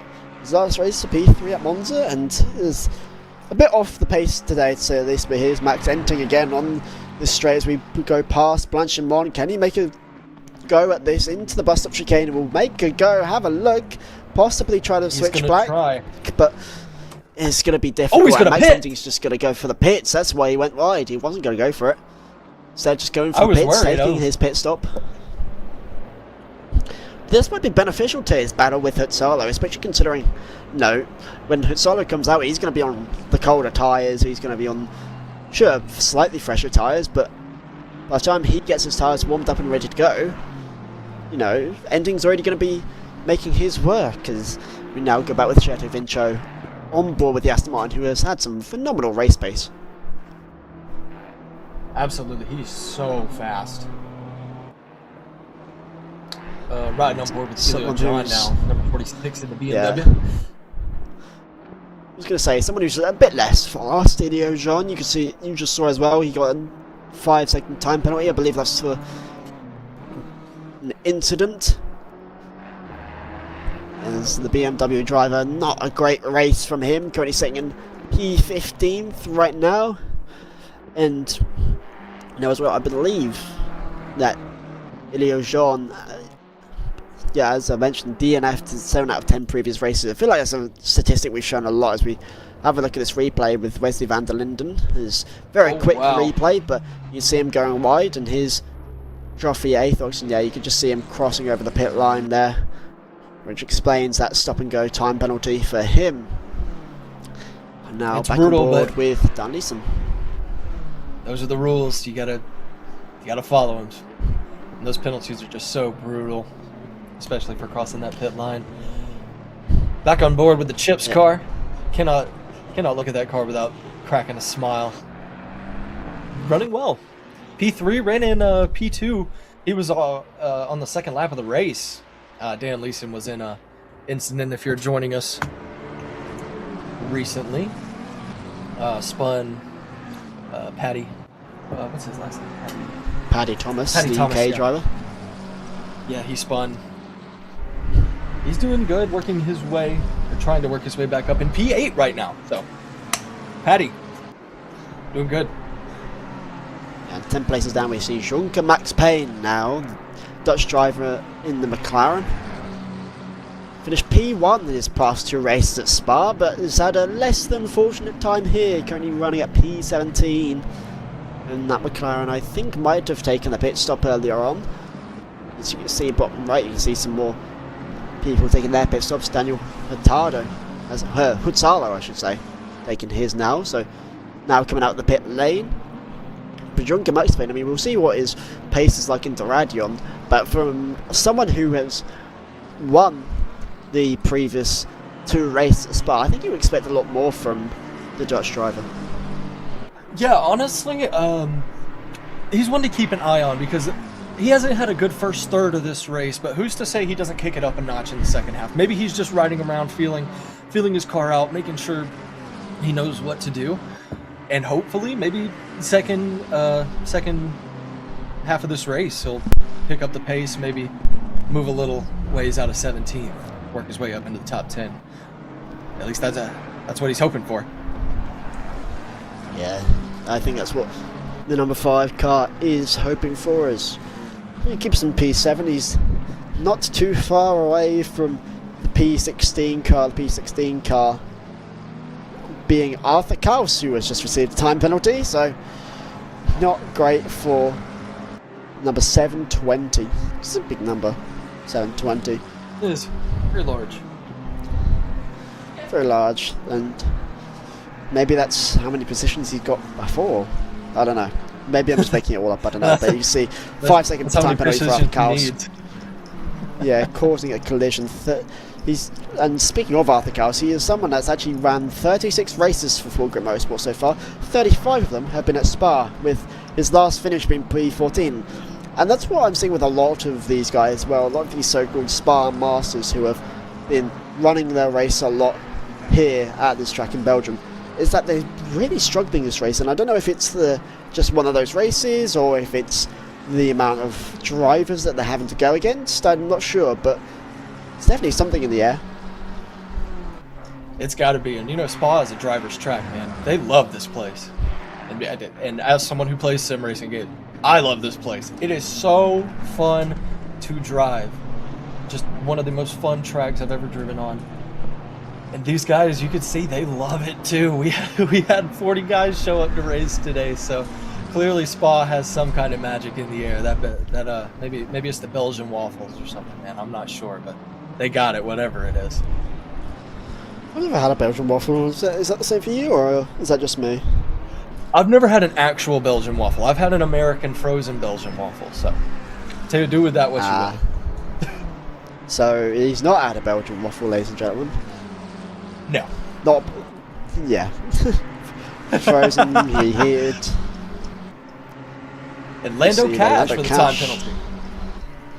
Yeah, time penalty for the number 8. And here we see Paddy Thomas, who's just come out of the pit lane, re-enters, well, was P15, now P17 for the former P2. Such an unlucky start for the UK representative in this race, having to try. If anyone didn't see, Paddy Thomas was leading and got spun off the bumper of Dan Leeson on lap 2. A very tragic incident. Paddy Thomas working his way back up now, trying to make up all those lost spots. He's got 2 hours, 9 minutes, 35 seconds to make it happen. Yeah, Paddy Thomas is someone to definitely keep an eye on, especially with the pace that he does have and has been trying to show. But with only 4 wins in the last 22 Spa races, it's going to take a humongous effort to even get back in and around it. As you see, bottom right hand of your screen, David Zapmeister will now be heading into the pits. I believe that's Gerto Vincho as well. No, it's not. I'm not sure who that is just in front of him. I think it is one of the back markers. It is McLaren, so I think that actually be Dunn Hodges, who has just received a time penalty for ignoring some visual cues. And you can see there is some damage onto Hodges' car. I'm not sure where that's come from, but there is a little bit of damage, possibly going to a wall or the rear end of someone. I'm not sure, but that's probably why he's gone to the pits. I'm not sure where he got it, but we know that he does not want it. And Paddy, you see Paddy moving up. Yeah, big move on to Junker Max Payne, who will now take this time to go into the pits. Is now P16 for the number 89, looking to we've seen that move multiple times. Arthur Kaus. In the chicane there, where someone will get past, it makes me wonder if they had planned on pitting there, or possibly just decided to pit when they saw that you know, the position they were fighting for was gone anyway. Just an interesting thing to look at when they're coming out of the bus stop chicane back there. Yeah, Junker Max Payne as well, who just went into the pits, has already got a penalty. Stop and go for 30 seconds. So, Oof. not a great entrance to the pits for him, as we see Paddy Thomas now on this front straight, looking to try and make a move onto Arthur Kaus, who does have this time penalty, as we previously mentioned, and you can see some of the pace there from Paddy Thomas. Actually does get held up a bit by Arthur Kaus, as we now look towards his right-hander, and Thomas is going to take the inside line. I think it's going to be fairly easy for him. Yep. There's one more for Paddy Thomas. P14. Yep. Now looking towards the Mercedes of Stefan van Ast, who is not the only Mercedes here, but it's one of the only Mercedes we've ever seen, mainly because the Mercedes partner, who I believe was KYM, has now retired. Not sure what happened in the back, but I know he spent most of his time at the back, so has been at least one retirement, but there's been a few more as we go now on board. We now go and see Delta Bravo Dash in the Porsche P7 for the Canadian. Haven't talked much about him, but he's had a pretty good run today. I mean, P7 right now. Still has to take his first pit stop of the day, so he'll probably lose some spots on pit road, but running top 10, doing well. Yeah, not bad start for the Canadian drivers. You see Lando Cash at the top of the screen, 5-second time penalty for crossing the pit exit line. And that's his second one in like the past 15 minutes. Yeah, and just going back to Delta Bravo Dash, I'm not sure if he's going to have the pace to make any battle on David Zetmeister.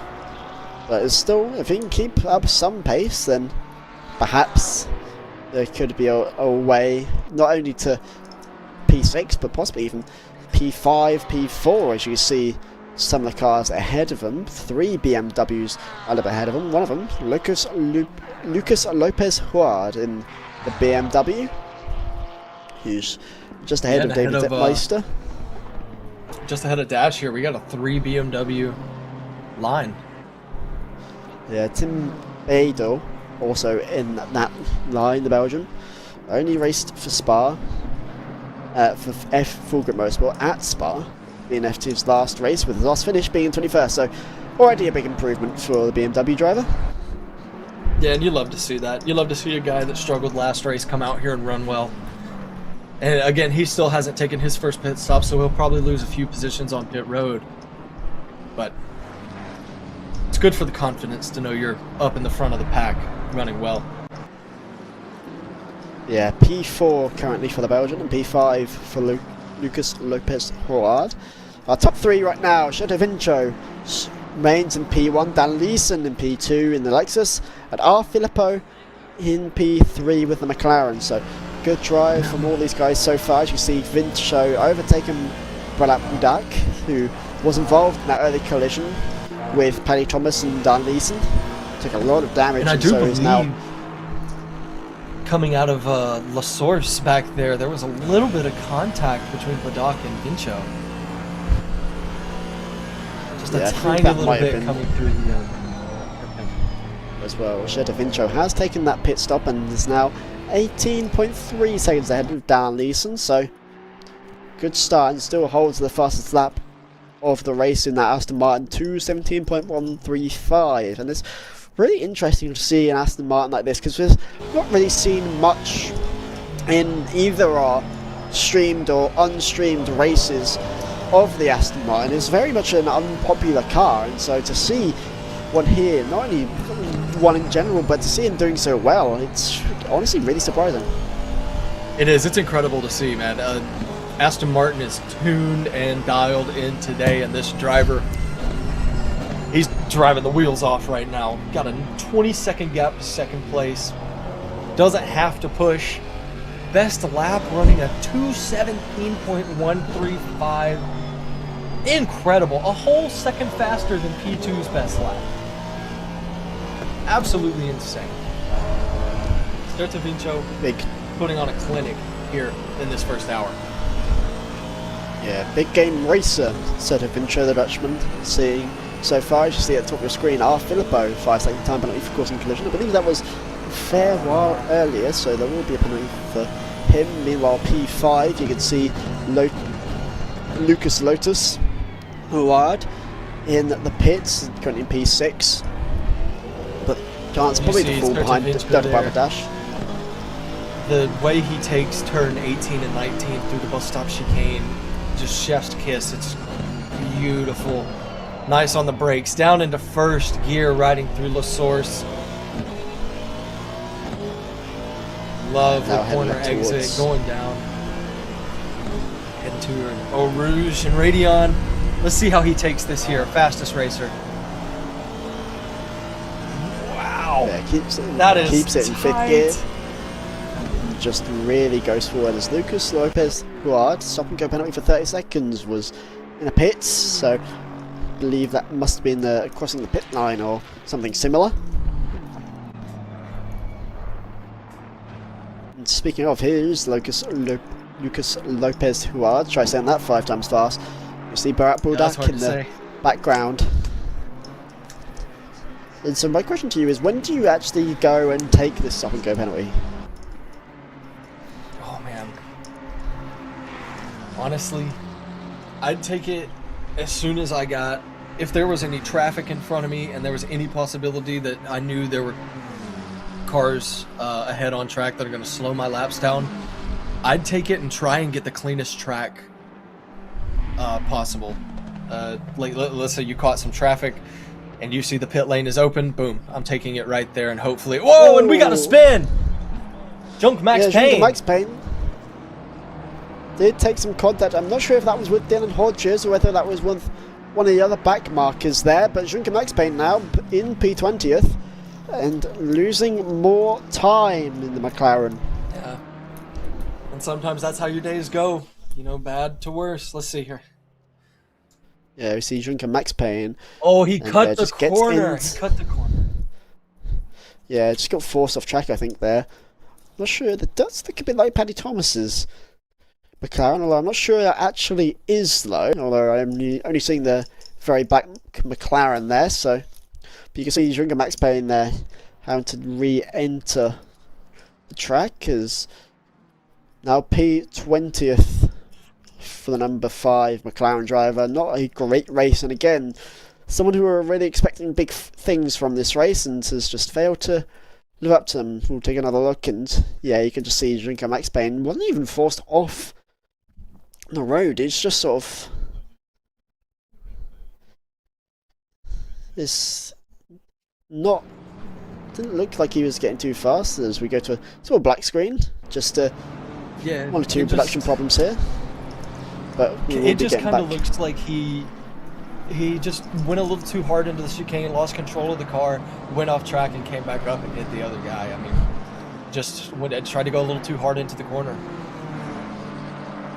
Yeah, bad start for Junker Max Payne as we now follow Tim Baydal, who we've not really seen much of this race so far. Of course, never getting a time penalty for crossing the pit lane exit as we go into Blanchimont we now. got a lot of those. And the BMW's in P4. It's very much stuck up there. It's now fighting. I'm not sure who he's fighting. It might be Paddy Thomas. Again, it's a black McLaren. I recognise that as Paddy Thomas's, and I am correct. Dave Pitt has picked up a 30-second stop and go penalty as well. But Paddy Thomas actually looking to maybe fight a bit with Baydal, but he can't fight with him too much because he is under blue flag still. It looks to almost be a bit of contact between these two, and all of a sudden this could be another Wesley van der Linden, Michael Blom incident from Silverstone. This is the Spa version of it, perhaps, as you see Dan Leeson there in the pits. As a commentator, I'd love to see it. Yes, indeed, and we've seen Paddy Thomas and how much pace he has on this front straight. Will it be enough to catch up with the 4th place driver, well, currently now 3rd place driver of and Dan Leeson Baydal, pitting, taking his first pit stop of the day. Oh, and he goes wide. Yeah, it goes very much to the inside there. Not great from Baydal, and now has to re-fight Paddy Thomas for this, although he is under blue flag, so I think Thomas is going to have to give up this position fairly quickly, but not before he has a little bit of time just ahead of the P4 driver here. Just trying to make up as much time as he can, trying to fight that blue flag. If he can get out far enough. Oh, Dan Leeson with a stop and go. Horrible, horrible stop and go there. Running in second place. That's going to put a damper on his day. Yeah, now in P6, and it's going to fall even further after that stop and go penalty now. I mean, you can see some of the people behind him, Kellen McBee, Max Enting, David Zalo, all people, and Wesley van der Linden, of course. Yes, it's 30 seconds behind him, but good thing he has a 30-second time penalty.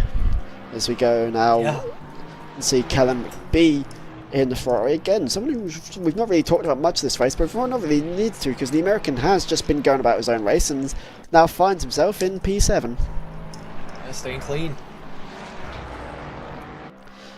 And we also are now under 2 hours remaining at Spa-Francorchamps. Vincenzo is your race leader so far. Behind him are Filippo in the McLaren and Tony Bidal is P3 in that BMW. P1, P2, and P3 have all yet to take their first mandatory pit stop. Dan Leeson, 5-second time penalty, crossing the pit exit line. Just gets worse and worse. Yeah, it's really not been Dan Leeson's day ever since that incident earlier on with Paddy Thomas. It's almost Karma's come back to strike him down, I suppose you could say. And you can see now behind Dan Leeson is Kellen B, so there could be a move and a fight between the Lexus and the Ferrari fairly soon. We'll have to keep an eye out on that. So we just see Dan Leeson go into the bus stop chicane, and he's going to look to go serve that stop and go.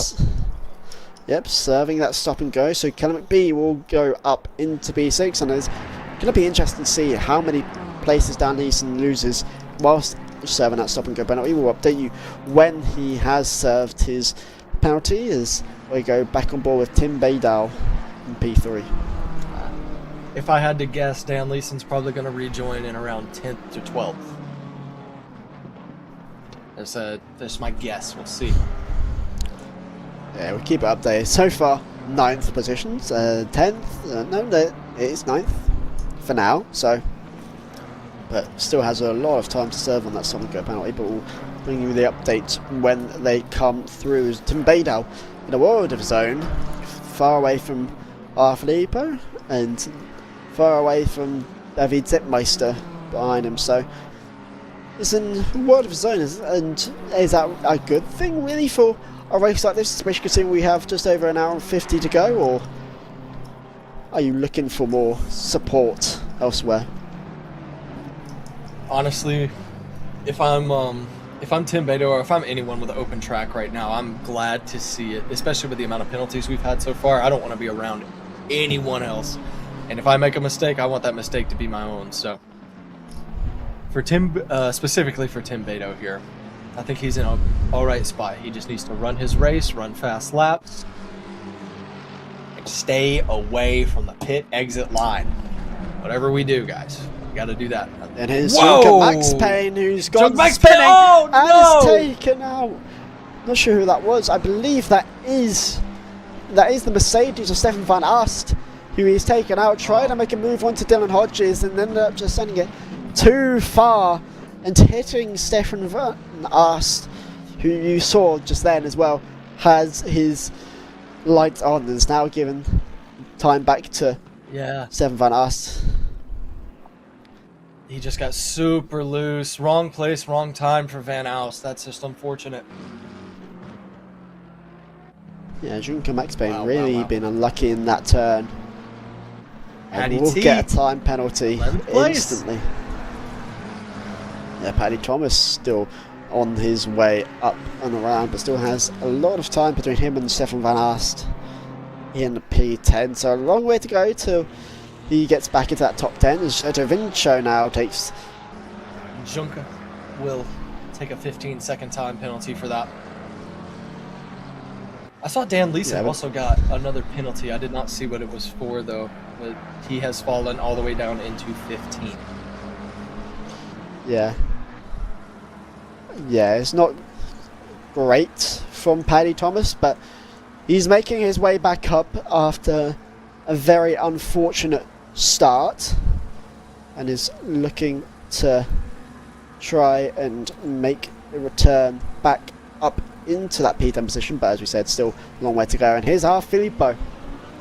P2. I love what I'm seeing currently from Paddy Thomas here, man. He's catching. He's hounding them into the pit lane as our Filippo now takes a pit stop. As Paddy Thomas still looking for Seven Van Aert, who's actually in the pit, so he does get P10 back. And Tim Baydal also now going into the pits. Or David Zetmeister follow as we go just through Blanchimont now into the bus stop chicane. Will we see the number 69 take a pit stop? No, we will not. And so David Zetmeister will be will be in second place, I believe. Actually, could be in first, depending on where Certo Vinci comes out in that Aston Martin. And David Zetmeister taking that turn 1, now heading in towards Eau Rouge. And now Radion, you can see Tim Bird down now, just there.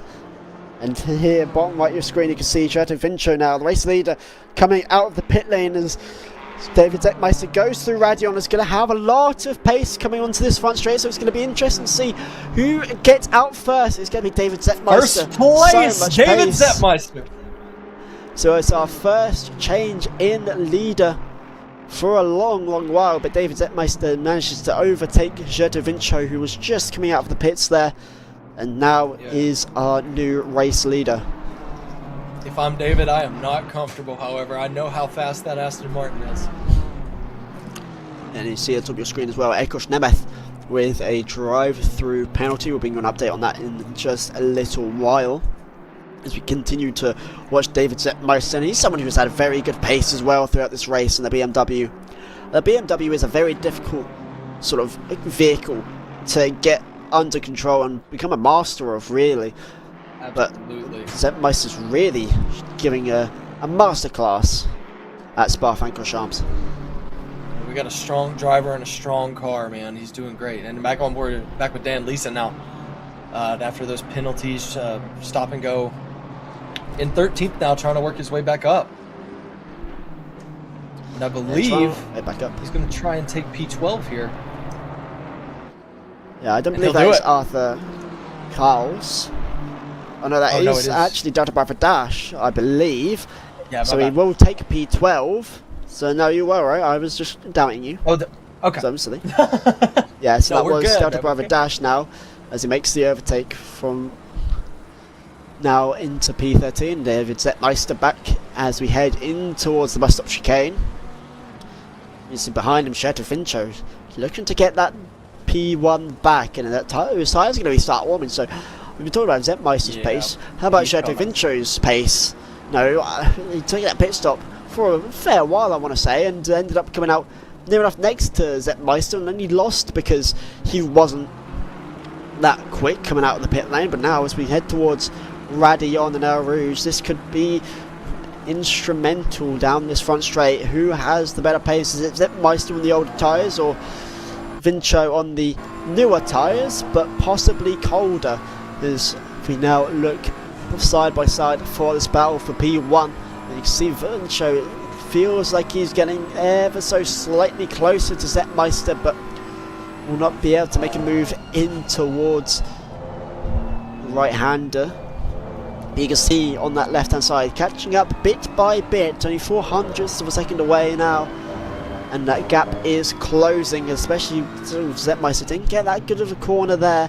Vinci now has to try and keep this pace up, but has to be careful about going wide as well. And that's the thing with these corners. I think Zetmeister's feeling a little bit of the pressure.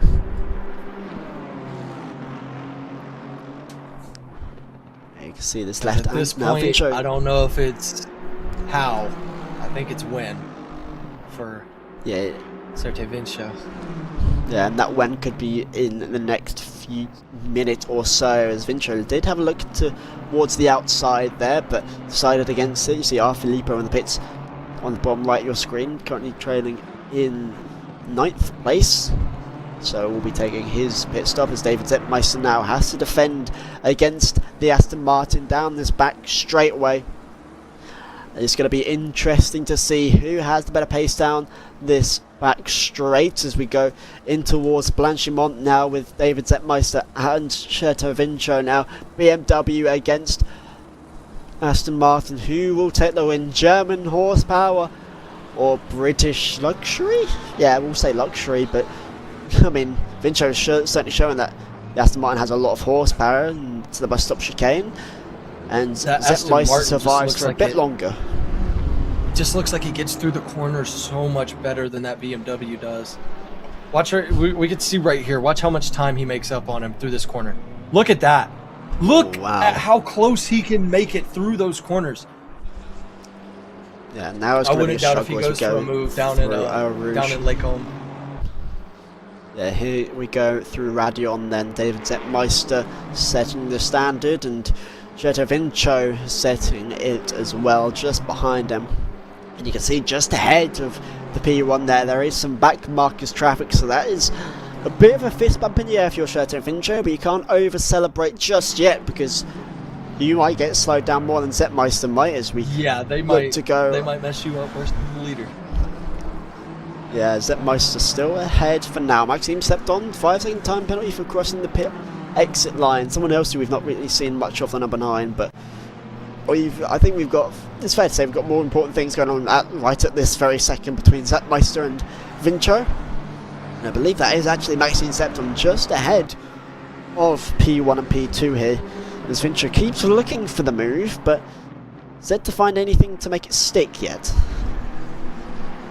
And I'm wondering if he's trying to pace out these cars in front of him, really make this move when he can preferably screw over Zettmeister. And, well, there goes one. Yeah, ideally, he's looking for a pass and to where Zettmeister is blocked in behind the other back marker. I believe that's what he's waiting for. He's in no hurry. I know he knows he has the fastest car. He's just waiting for the perfect moment to make that move. No penalty. Make it clean. Make it fast. Yeah, you can try to. Stefan Van Aast will get a time penalty at the top of your screen there. And you can still see Certo Vincho still 4/10 of a second away, or 3/10 actually now. So there is Zettmeister is maintaining that gap for now, but again, we were mentioning it's a question of when, not if. I think we do believe as we carry on down the start-finish line. As I don't think anything's going to keep that Aston Martin out of the lead. I really don't believe so. He's just biding his time now. He knows he does not have to worry. He doesn't need to scrub his tires, do anything extra. Just follow this guy around. Let's get around this traffic, and then we can fight. Yeah, so there's going to be some traffic as we go through Radion into this front straightaway, and so it's going to be interesting to see if, I mean, I don't think Zettmeister is actually going to catch up to the guys in front on this front straight, sorry, but we'll catch up with them in these corners as Tim Baydale, you see with the time penalty up at the top of your screen. Look at how that Aston Martin can roll that corner. He's got it dialed in. That's what I mean. He's just faster. He is just faster. He's biding his time right now. Yeah, you I see believe blue he probably flags are out of this too. passed. You can see the two McLarens actually fighting ahead of them, so it's going to slow down Zettmeister, but I think in turn that's also going to slow down Vincho, who's actually backing off, and I think he's just waiting to get that run. Now Zettmeister looking to make the overtakes on the McLarens. And you see Vincho charging forward there. Could have potentially made a dive bomb there, but playing it safe. Still has more than enough opportunity. I believe what was going through his mind there. He was like, well, if this back marker gets between me and the leader, that's just even more trouble for me. And now they got some clear track, so let's see what Vincho's got for him. Yeah, Vincho, the surprise package of this race, I want to say. He's definitely shown up a lot of these legends such as Wesley van der Linden and Alan Leeson now has to try and show up someone else who maybe isn't as known. David Zettmeister, who won his last race at Nürburgring, was looking to try and go back-to-back wins, first in Germany, And now in Belgium. I'd love to see David Zettmeister hold him off. Just the dominance we've seen out of Vincho so far. Man, if David, whoa, maybe I'd put a little commentator's curse on him, goes a little deep into the first turn 18. But it seems like maybe that messed up Vincho a little bit. Got a little bit of a gap back now. Yeah, you can see Vincho actually had to slow down as well with Zettmeister. So it does hold him off a little bit longer, maybe not doing the damage that Vincho would have hoped for. As you see, bottom right, Arthur Kraus, into the pit lane now in P15 as we head into Radion now with David Zettmeister. And there's a bit more traffic ahead, but that McLaren's also keeping up with Kurt Vincho, and so there could be a little bit of a fight between our back marker and P2, which goes in always will favour David Zettmeister to keep this P1, but that's only if that McLaren can catch up, and I believe that might be Junker Max Payne's McLaren. I'm not too sure, but you can see there is a Porsche, and I believe that is Delta Bravo Dash, the Canadian driver in the spot. And you can see, I mean, P1 and P2 lap times were only 4/100ths apart last lap. And now you see Delta Bravo Dash is getting in the way of Zettmeister a bit, which isn't going to help. And if you're Vincho, you are again somewhat fist bumping, but also not over celebrating just yet, as this battle has gone on for, well, I wouldn't call this a battle just yet. It's more waiting for the battle. You know, the troops are on the shores, they're waiting for the green signal, but they're just not getting it. But Zettmeister does go a bit wide there, so that's going to give Vincho a small opportunity to get back at him as we go towards. Now we are going to be heading towards Stavelot right, and so now and down this backstretch, this could be all important for Kurto Vincho. Kurto Vincho, he's got to stay close to get that slipstream though. There's a big enough gap there that I don't know that he's even taking any air off the back. Wow, look at David. Got a little bit of a gap now. Half a second? That's what you want to see. That can take a little bit of the pressure off. Maybe he can calm down. Let his heart rate settle for a little bit. But that Aston Martin's going to be way later on the brakes. It doesn't matter. Yeah, Vincho a lot later on the brakes and over the start-finish line does catch up with Vincho, with Zettmeister, sorry, reduces the deficit down to 0.03 of a second now as we go into turn 1, and you can see how much speed and time that Aston Martin gains, but on the exit Zettmeister is better, and so I know we're talking a lot about how fast Vincho is and can be, but actually Zettmeister is holding off, and I think as well some of the mistakes that Zettmeister has made has actually slowed down Vincho more than it has Zettmeister, because it's forced Vincho to slam on the brakes harder, and so has actually lost him a bit of time. And as we go down this front straight, we actually see Vincho and Zettmeister gaining.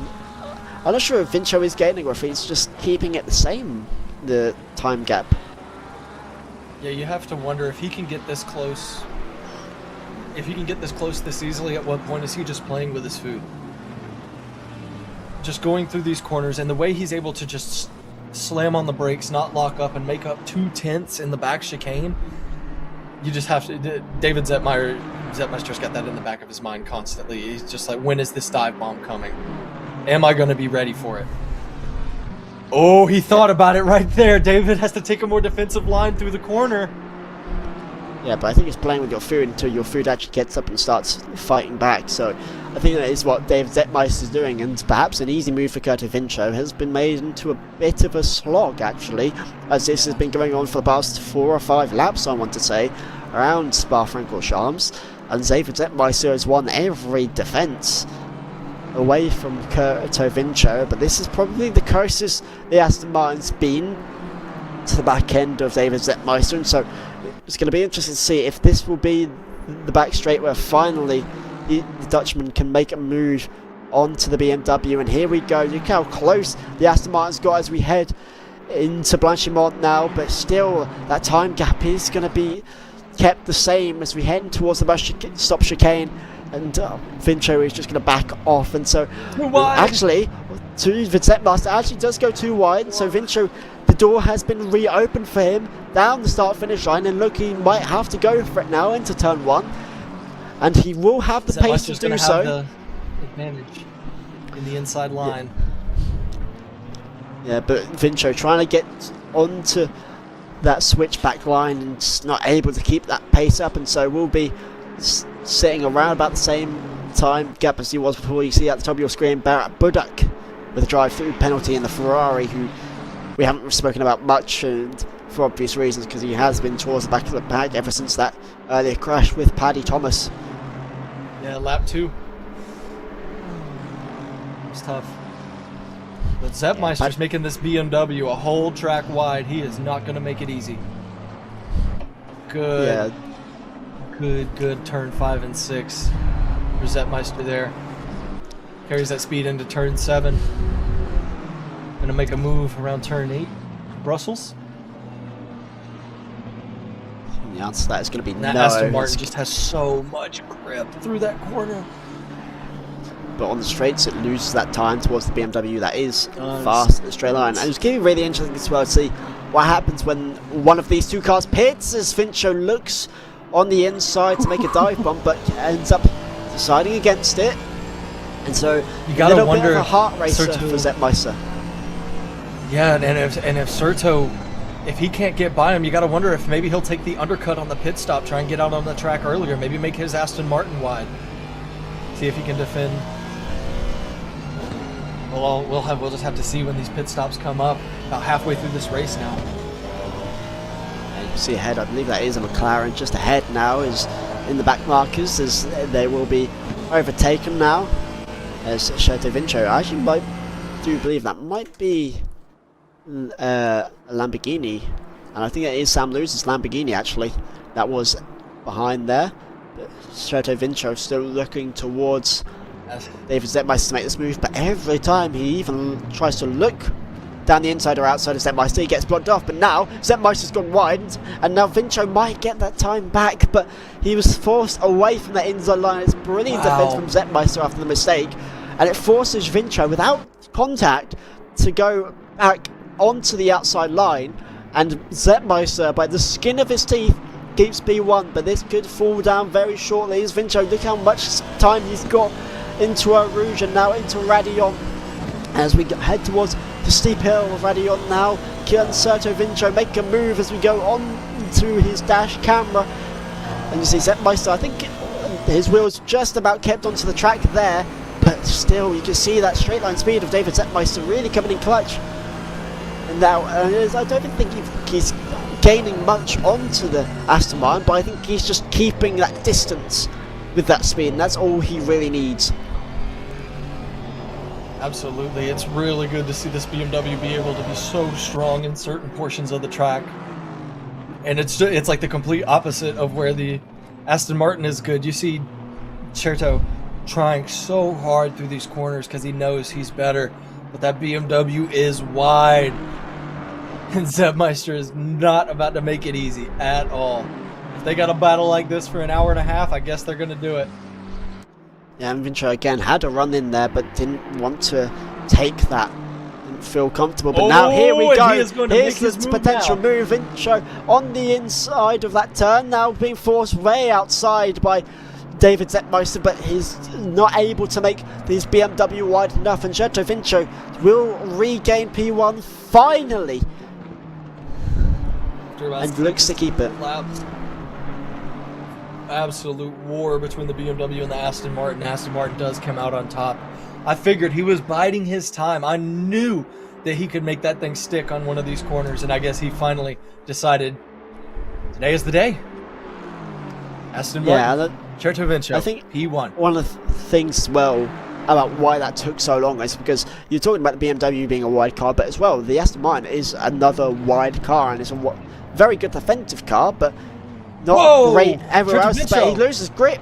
Serto Vincho actually does spin a bit and loses grip, and now Zetmeister might have a chance to regain that P1 position, but Serto Vincho can make that BMW very big, very wide now.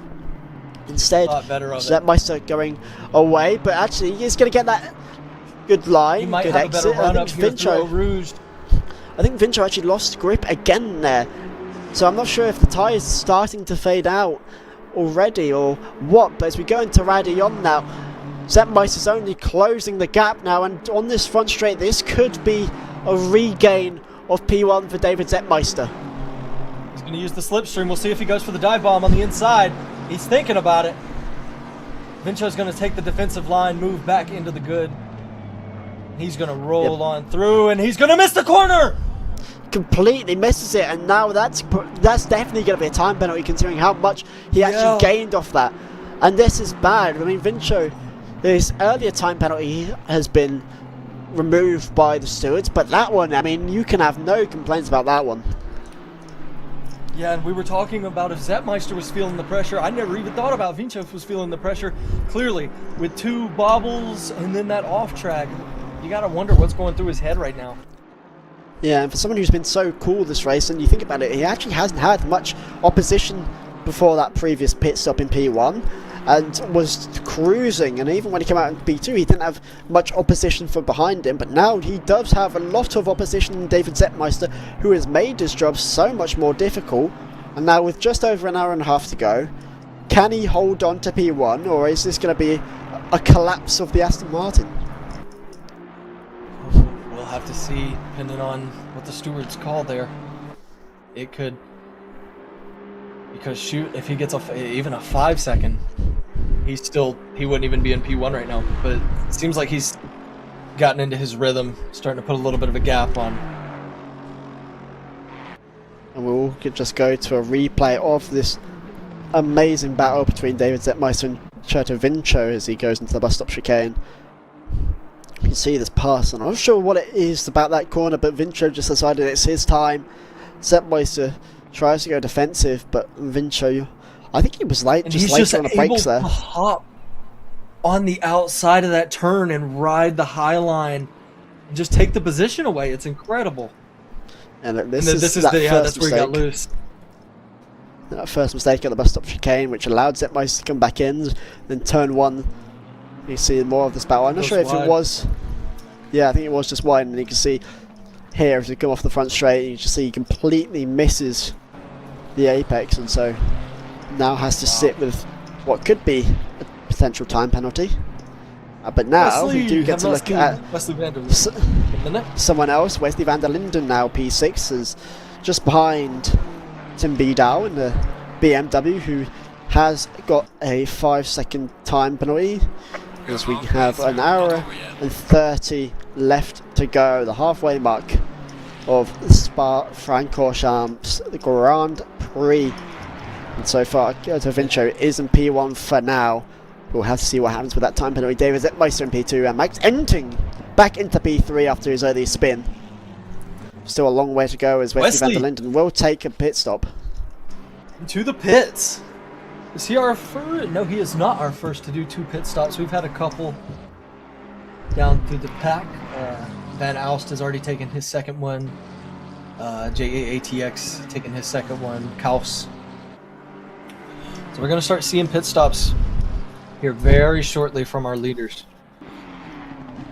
Now following Max Enting in the McLaren, who has had a phenomenal race. Did spin out earlier on this exact corner, and now has ended up after a few pit stops from him and everyone else getting back into P3. Yeah, and if you're joining us or haven't been with us for the whole race, we're about halfway through now. Race start pretty hectic. We had a lot of penalties. What was his name? Paddy Thomas. Yes, Paddy Thomas was leading off the bumper of Dan Van Leesen. Spun. My pick to win the race was also involved in that incident. The number 47 Ferrari of Rad Badak. So we had 2 early incidents. Yeah, we will say Paddy Thomas was actually spun by Dan Leeson, even though there was no malice by the looks of it. It was still a spin as Maxime Septon. Time penalty of 5 seconds for crossing the pit exit line as Chateau Vincho now sets a new lap record, 2:16.842. So great pace from the Aston Martin once again, but still we wait for the steward's rule to see if there was a time penalty needed for that earlier incident. Yeah, but in his mind now, even if he gets that penalty, he's working on putting 5 seconds between him and second place. So, and he's doing a dang good job of it. Just ran the fastest lap of the race. Yeah, 3 second gap between him and David Master.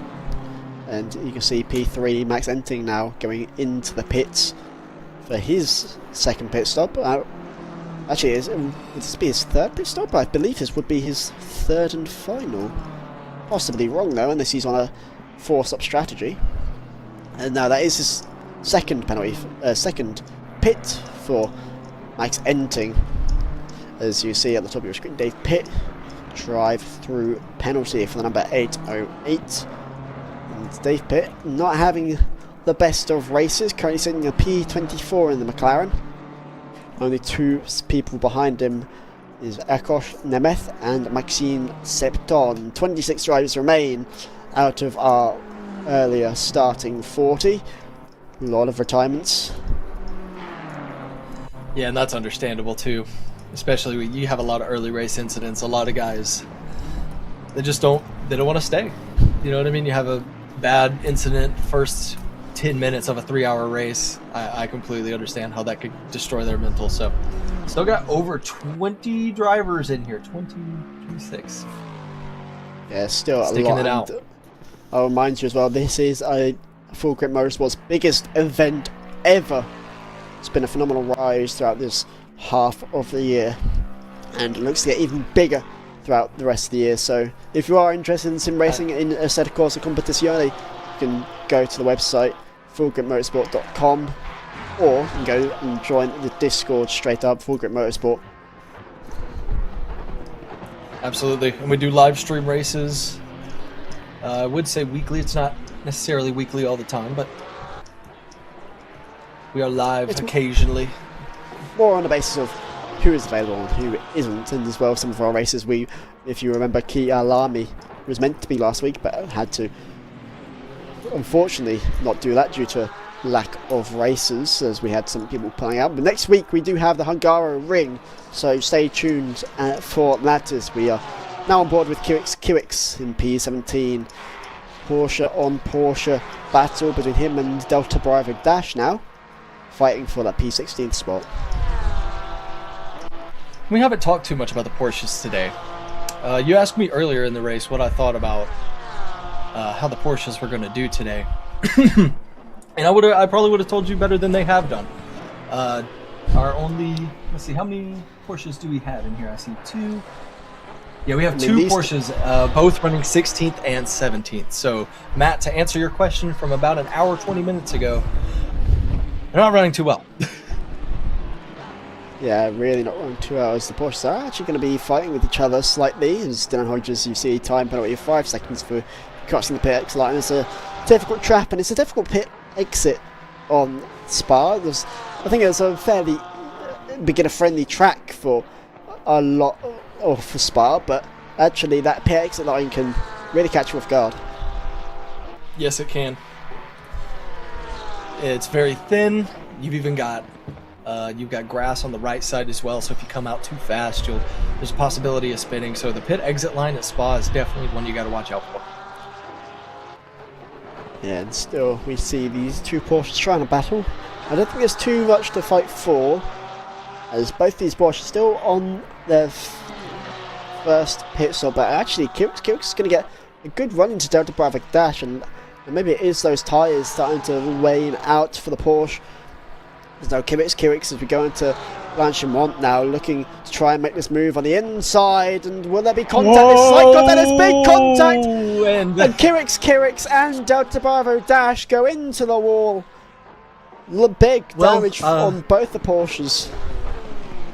I don't think the Porsches are running too well, Matt. Yeah, really can, not. And you can see it there, Delta Bravo Dash going very Wow. wide as well.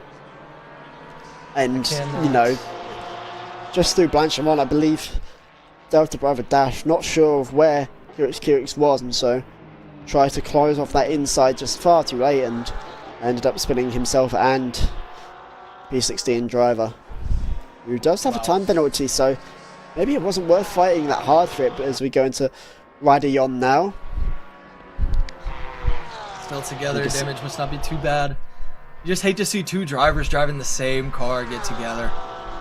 No love between manufacturer brothers right now, as they're too wide heading down Kimmel into turns 5 and 6 of Lacombe. Dash looking towards to try and get back at Kirix, and there is more contact as Kirix does go a bit lopsided. Delta Bravo Dash has to give the spot back and will do so. So he goes very wide indeed, but this is, I mean, you were talking about UFC battle earlier, it sort of calmed down, but actually maybe it just went more with these two instead. Yeah, these two are trading blows. Wow, yeah, let's take another look at that. Yeah, so just to move up we the go inside. into Blanchimont. Yeah, I think actually Delta Bravo Dash slowed down. I don't think Kirix was expecting him to do so, because Dash had that outside line. As we go back on towards this turn up in front of the back front straight, and yeah, you just see a little bit of contact, but Dash does give that spot back, and so the Canadian will go back to P17. They are not giving each other any favors. And here's our Filippo now crashed. Not sure where that crash is. David Tozzolo has a time penalty, but it's Haddock. I'm not sure where Filippo has actually crashed. But look at the damage to the front of that McLaren. That is just after Blanchimont. I think he's gone very wide. You can see the damage now, 12th place, and I think this might be a retirement for the McLaren. Yeah, I think he's done. He was running a really good race too. Yeah, it is on board now with Jean. Elio Jean. Elio Haven't Jean. talked about him in a minute. Running in 4th place. Has managed to get back to P4. Does have that time penalty still though, and 17 seconds behind Tim Bidal, but still respectable drive. But still has one more pit stop to do, as does the fellow rest of his front back. But we're going to head back to this Porsche battle between Kirix and Delta Bravo Dash, who's got back in front but makes contact with that turn 1 wall. And so now going into our Rouge Radillon, this could be dangerous and interesting for both these Porsches. Who yields first? Will it be Dash or will it be Kirix? And it will be Dash to yield first and give Kirix that P15. You know, we'll get... Take the boxing gloves off, boys. Come on now. Let's run clean. Yeah, I think they're trying to, but a lap after this previous incident between these two, let's see if there will be more shenanigans here as Dash has a look towards the inside. Is actually going to get that line? Will there be more contact? No, both these drivers keep it clean for now, and round the apex we go, still side by side as Kirix has that outside line. Bit of contact forces Kirix wide, but Kirix still just a nose ahead and will keep P15, but Dash coming right back in on this right-hander. Hairpin turn, he managed to get that place back on the inside, and Delta Bravo Dash keeps that spot for at least a few seconds. Let's see our Filippo. Oh, that was massive contact. Oh my goodness. That's Filippo and Paddy Thomas there getting to blows, and Paddy Thomas just closes that gap, and Filippo doesn't get on the brakes, and so actually ends up taking himself and Thomas out. That's a hard lick. And Paddy Thomas again, a victim of a crash not caused by himself. Yeah, it looked to me like he didn't expect Paddy to slow up as much as he did to make that corner. Just got into his right rear and spun him around. Got both of them, took them both out. That's two McLarens, wasn't it? It was, and you can see as well with Filippo that he did, you know, he had this wheel fully to the left. I think he was, if he has retired, I believe he might have. As we'll just have a look through our list of races, and I believe that is a retirement for Filippo. Kirix goes extremely wide into the chicane. Into the chicane now, and we'll come back later as we go and see Max Enting in P6, a second and a half behind Killam McBee, who is in P5 in that Ferrari, who has had a not a less so noticeable race, but a race definitely of interest. Has managed to keep in and around this sort of P5 to P8 positions, and has even threatened the top 3 at some point. So definitely a good race from him. But Max Enting, we've talked about how good his race pace has been before, and you can see how much time he's gaining on Callum McBee now. And just look how fast he is in that corner.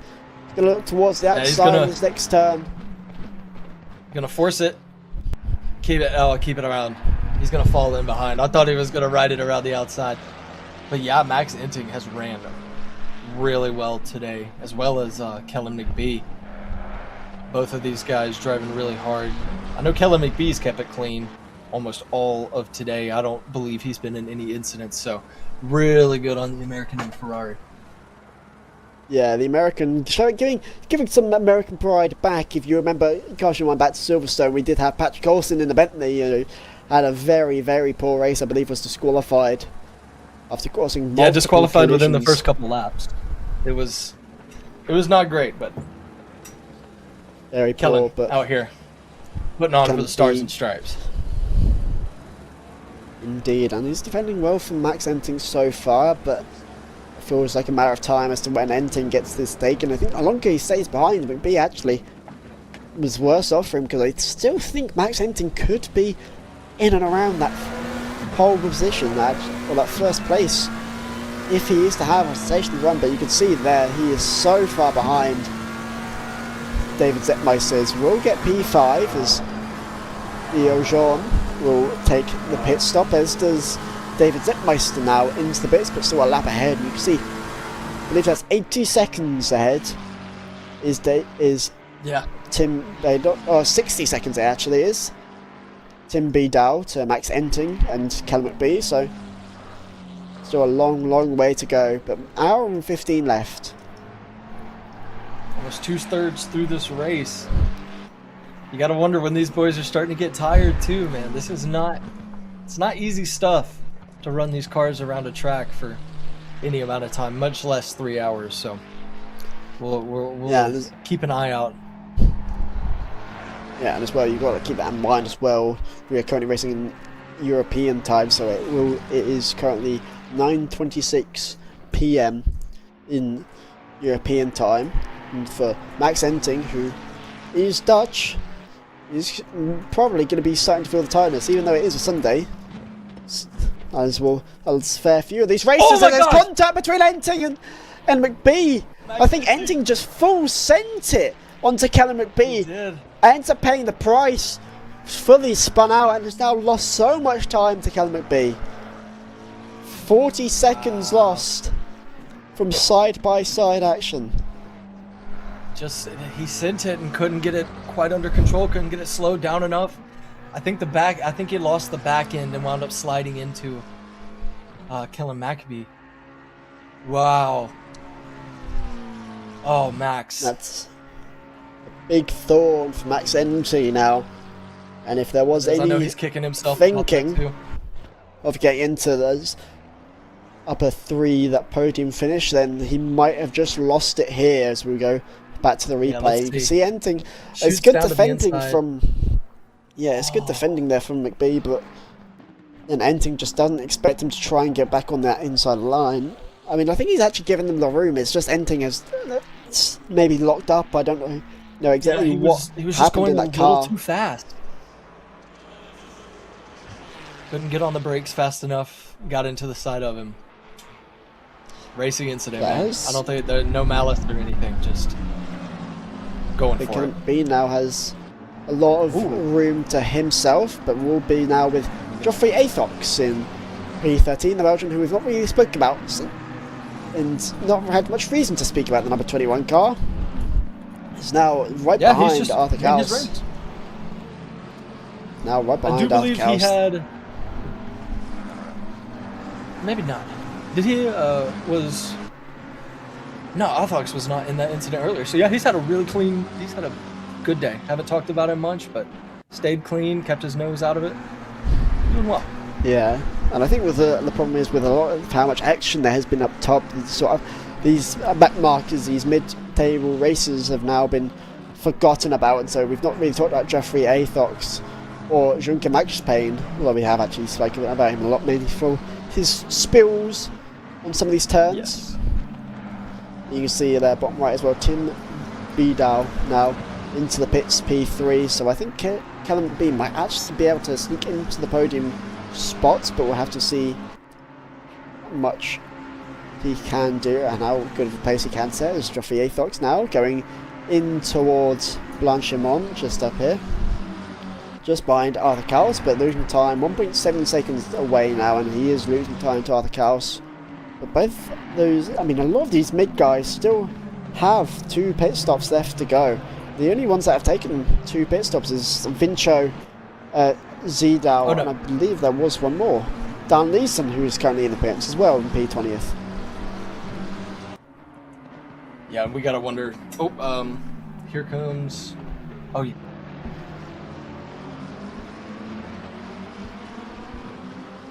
And actually, I believe we've just got word from our producer that Dan Leeson has been in the pits for about 10 minutes. So there is another Dan Leeson in the Lexus, who, after that time penalty earlier on due to the collision with Paddy Thomas, just has not been the same since. Yeah, well, I'm watching P1 right now, wondering when he's going to take this pit stop. He's the only. I do believe he is the besides Zeppmeister, or not Zeppmeister. You'll had many Vito. And Vito just took his. Radion's been fairly spill-free today, but you just saw one down at the bottom of your screen. It is one of the back runners, Maxime Septon, who is making his full debut for Full Grip Motorsport today, looking the opposite way as to where he should be going. So first spill we've had at Radion. Penalty. 5 seconds. That pit exit line, man, killing him.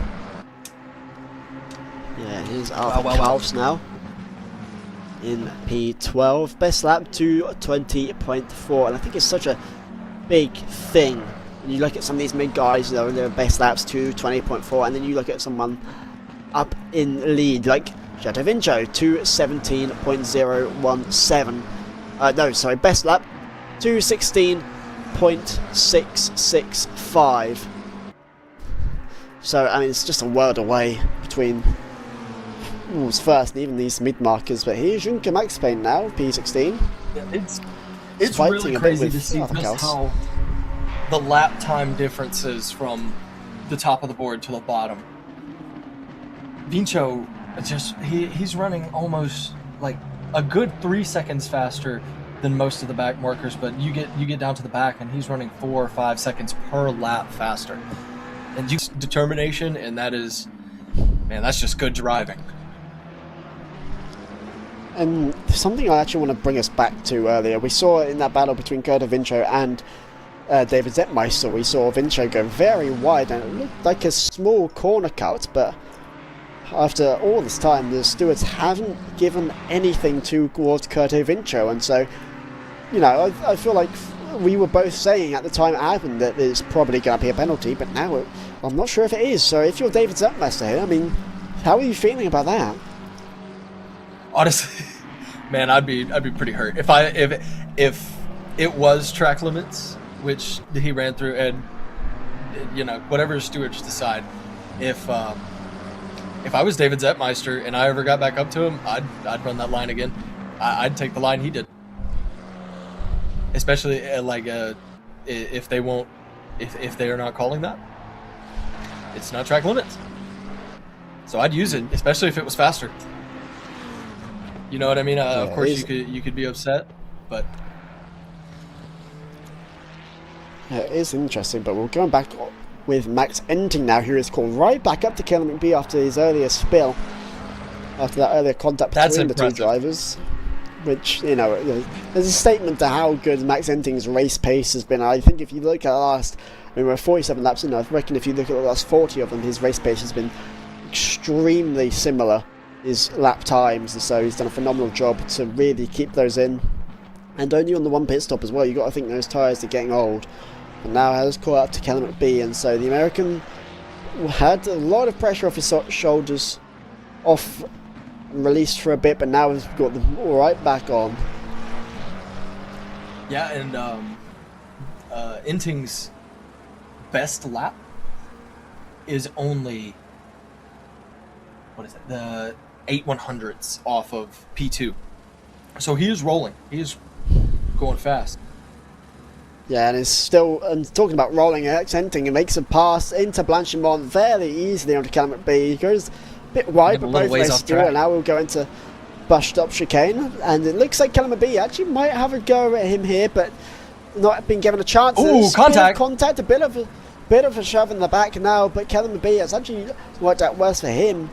Max Inting now goes into P3, and Callum McBee goes into P4, and it feels like it's going to be just a lot of lost time between these two. Not through any fault of Callum McBee, but through the sheer willpower of Max Inting, who now gets into a podium position. And I know he's happy to see that, especially being able to catch up that fast. I know he's determined. He slings through Radion up onto the Kimmel Straight. Yeah, and see what Max Inting has for this final hour. 46 seconds away from David Zettmeister. Him and Zettmeister have only done one pit stop, and so an hour 6 to go. There's still plenty of possibility for him to get into P2, but more importantly, there's still some possibility, the chances are slim, of him even catching Curto Vincio. It's possible, man. Anything's possible with an hour left. Curto Vincio would have to make a big mistake and quit running the laps he's running to lose this race, but anything is possible. About 2/3 of the way through now, coming into the final third, that's where it's going to get heavy. Yeah, and here we are going back with Curto Vincio now, the first place runner. You see just behind the McLaren. I'm not sure who that is. It might be Paddy Thomas.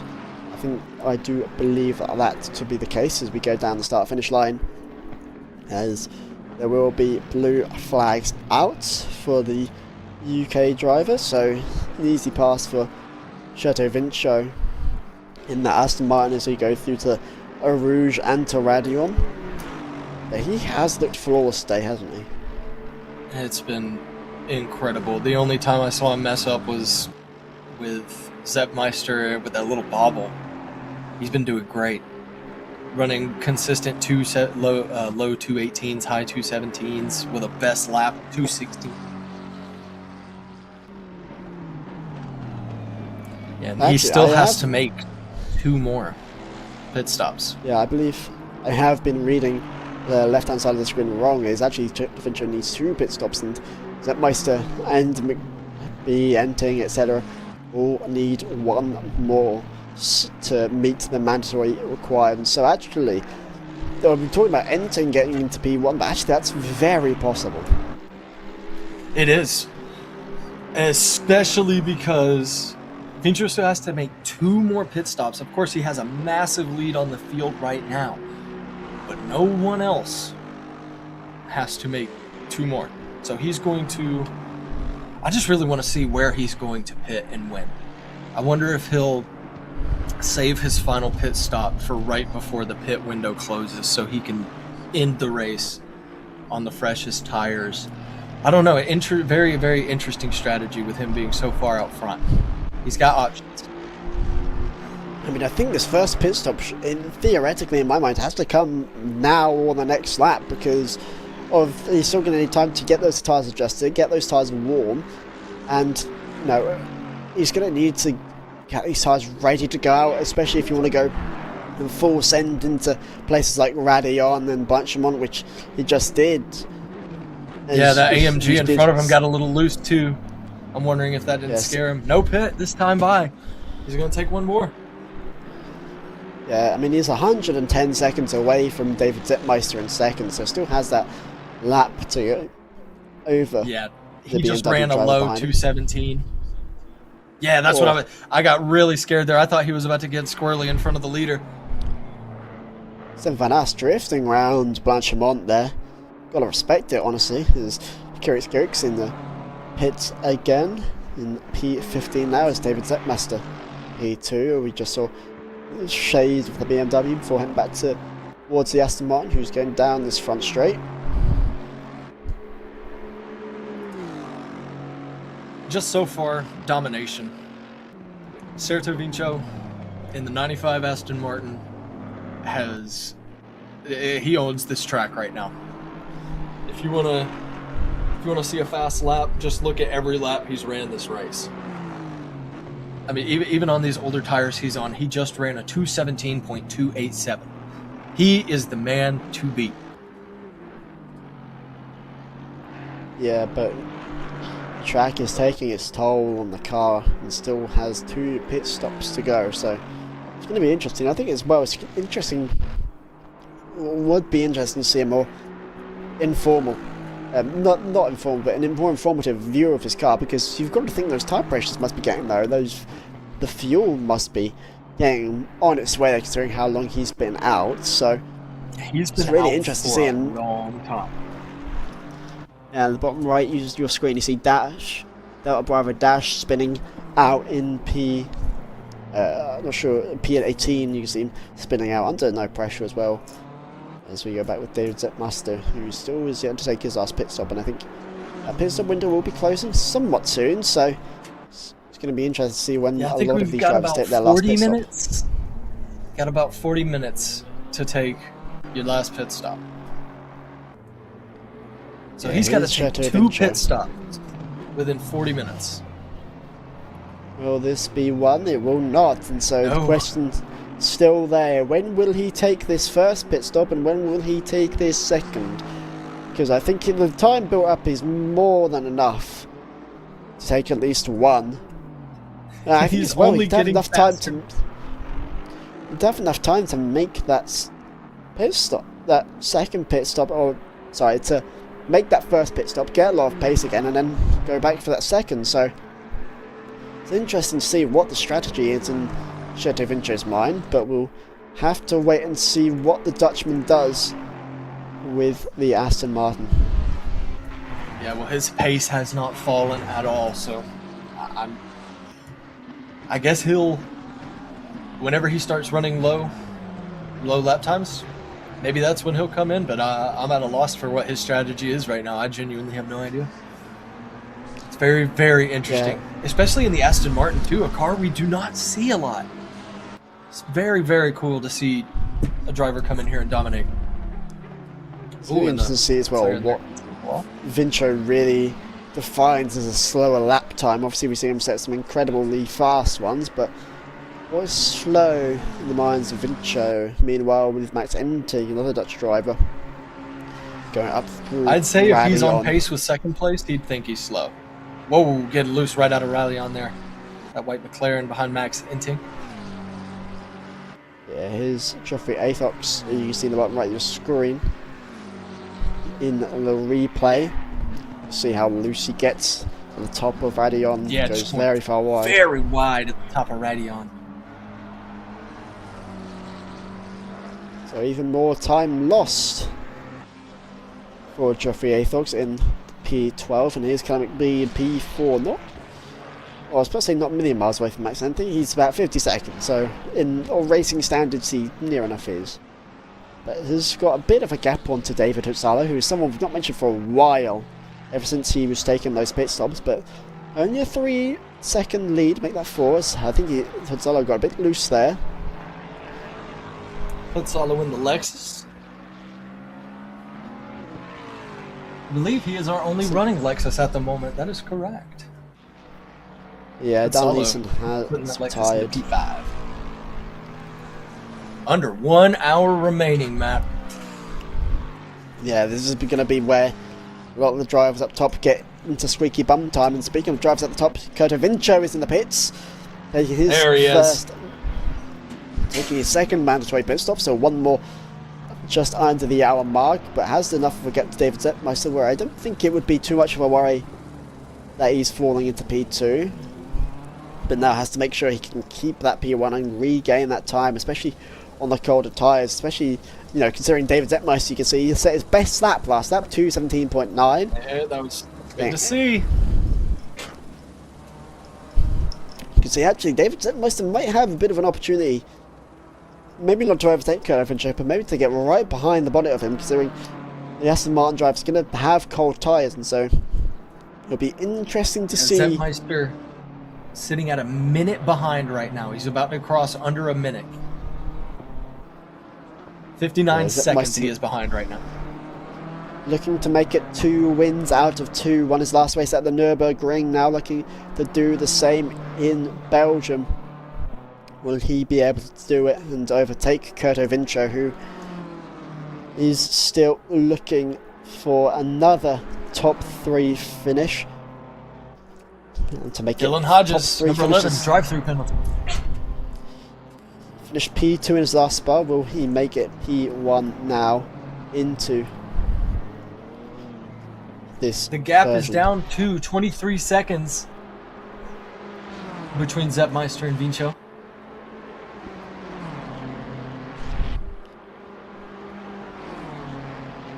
See now with Tim Yeah, it looks like Beidou. Vincio's going to exit the pits with about 10 to 13 second lead, it looks like. Oh, and Tim Beidou right there with a little bobble. Yeah, Tim Beidou P7 has fallen down a bit and will now fall behind Wesley van der Linden. As I believe that is Barab Bulldog, one of the back runners just behind the BMW.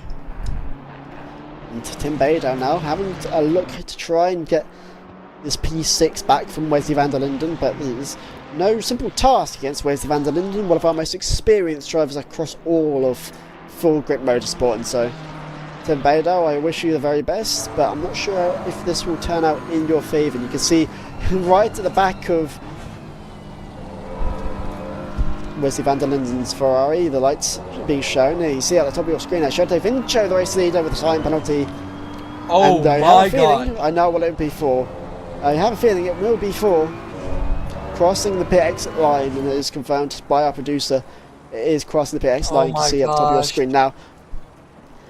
And that's really bad. Still ahead of David Zetmeister, but only by 10 seconds, and that will be cut down even more to about 6 seconds now. So Yeah, Zetmeister, including that penalty. he's happy to hear that.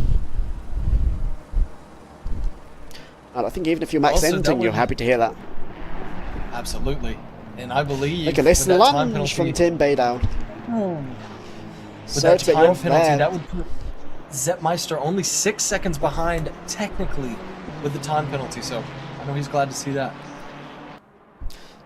Meanwhile, Tim Beidou goes for the lunge on Wesley van der Linden, but doesn't work out in his favour at the bus stop chicane, so has to redo everything and remake that progress. But going into Radion, this could be a very interesting time for Tim Beidou, especially in that BMW, which we've seen from David Zetmeister can have a lot of pace here on Radion, and will show that same. And actually, I think Wesley van der Linden had to slow down that Ferrari, so a little bit of time gained by the Dutch driver. It's going to be interesting to see what happens with this him, and you can three-car see fight as right well. Ooh, cuts it to the Beidou is outside. looking towards the outside. Will not get that move on van der Linden low, just too far behind, as you can see. And a See little in the top bobble left. coming off the corner. Yeah, in the top left He's hand leaderboard holding as well, on to you can this see. BMW as best he can. Keep expecting more sunshine, but Brad Duck's actually pushing Beidou so much further, and it's actually, I can't tell if he's messing up Beidou's race, or if actually he's helping it, because I think he's nudging him and sort of bump drafting him actually towards van der Linden. I'm not too sure, but that's how it looked like to me. But Budak actually is going to be a bit of a menace in this fight as Beidou goes a bit wide, loses a bit more time to van der Linden here. And we'll see Beidou's putting that pressure on Wesley van der Linden. He's been in his mirror these past couple corners. Yeah, we'll be interested to see if Steven Stefan Van Aert, Van you Aert see in the Mercedes, gets a drive-through penalty. Bad day for the Mercedes. Whoa, in a Ooh, moment there Beidou. from... Whoa, Beidou From almost Beidou. lost that car. That's going to allow And now might lose. Murat Budak. But now the thing is, they're fighting between Budak and Tim Beidou, but it's going to lose more time to Wesley van der Linden after the mistake and after the short fight. now Van der Linden is breathing a bit nicer, although there's a lunge from Tim Beidou to try and make that time back up. And it's not really worked how the BMW driver would think. I think it hurt him on corner exit way worse than it would have helped him to send it in there. And Barat Badak not giving him any quarter either.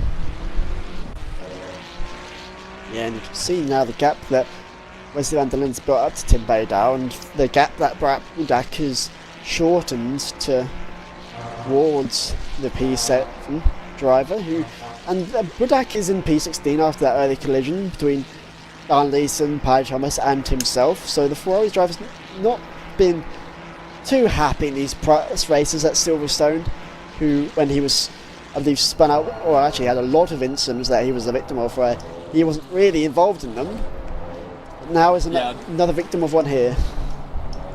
Poor Badak, his race did not start off well at all. Yeah, Vito. top 2 finishes in the past 3 races at Spa for the Ferrari, but didn't have the last one, and isn't going to get much better in this version of Spa. But you see Tim Beidou, every time he loses time, he just keeps gaining on Van der Linden, who just can't make his Ferrari stick away. It's that BMW power, man. It's so strong. I think he'll get him in the next couple laps. Is making that Ferrari, and just see how big it is on that track, and how many times Beidou is being forced to the outside and being forced to slow down a lot earlier than I think he would like. Meanwhile, on the bottom right of your screen, you can see battle between David Hurtado and Kellen McBee for P4, and we've seen Kellen McBee not have the greatest pace out here, and we've seen how good Hurtado's Lexus can be in a head-to-head straight. But here we go into the bus stop chicane. He's an outside line, but into the inside. He's going to try and get the run out. I don't think he's going to have it. Yeah, he shot it down on the inside. That's just a really hard corner to get an overtake done in, entering from the inside, trying to exit on the outside. It's tough move right there. But here is exactly where Hurtado can make more of an impact as we go into Rouge and Radion flat out. Will he be able to stick with it, or will Kellen McBee, go into it? As you can see now, wide off track on the main there part of from your screen. Hurtado. You can see on the main part of your screen now, Paddy Thomas and Ilya Jean having a bit of a battle into the bus stop chicane as well, into Radion now, Tim Beidou and Wesley Van der Linden. And Beidou's got such a lovely run going into Radion now on this front straight. Could try and make a move for P6, but Wesley Van der Linden making that Ferrari wide, but now having to defend and push Beidou on towards the outside. The Dutchman is going to have to fight and scrap to keep this P6 now, as Beidou tries to go for the switchback, goes on the inside, and you can see Crash just ahead of them. Has to go for it's like an action movie. It's the Lamborghini, I believe, of Sam Lewis. Beidou just about missing the contact. Tim Beidou on the edge of control in this BMW, trying to make anything work to get past this Ferrari. Oh my gosh. And yet Wesley Van der Linden defends beautifully. P3 in our last stream race at Silverstone. Now looking to half that. Well, get double that into P6. You can see now this battle between Paddy Thomas and Ilya Jean happening once again. It's battle for P8. Silverstone race did really well. Yeah, but it was those fights with Michael Blom and the back markers that really ruined his race in Great Britain. So now hoping for a bit of better luck at Belgium. But Tim Beidou looking to try and send it constantly, and it's ended up with him in the gravel. Really poor mistake. He just had too much speed. And now Van der Linden has a breathing gap. Trying to stay on that bumper. It just, sometimes you push a little too hard trying to make some extra time, and that's what happens, but you can't fault him for it. Yeah, and here we see the battle for P8 between Paddy Thomas and Ilya Jean. Both drivers have one pit stop to make, as we see as well David Hurtado making his last pit stop, and you see down at the bottom some more pit stops happening elsewhere. Paddy Thomas not able to catch Ilya Jean as we go into Blanchimont or the bus stop chicane, so It's going to be interesting. Actually, it looks like they might be able to gain onto David Gonzalo. So P7 could be lost as Paddy Thomas looks towards the outside of the first part of that bus stop chicane, but still isn't able to get it back. Closes that gap astronomically. We'll come back to that in just a second as Tim Baydow now into P6. Oh, McBee has gone off the track. Kellen McBee has spun out at Radion. 4th place now could be under attack from Wesley van der Linden and Tim Baydow, depending on what happens on this front straight. Tim Baydow looks to make a move to the inside. Here we go, folks. By van der Linden. Now to the outside, switches onto the inside. Back on the inside. He's going to go so wide. He's so wide. He's so wide. Van der Linden gets that spot back for free. Huge mistake by Tim Baydow. Oh my gosh. And now he wanted it so bad. It's a beautiful start to that move, but they just couldn't make that stick out to go so wide. Now here we go, battle for 7th.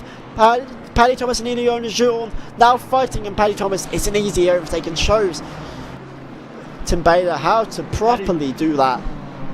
He got the move done, up into P7. Wow, I believe he's up 20 spots from when he spawned earlier.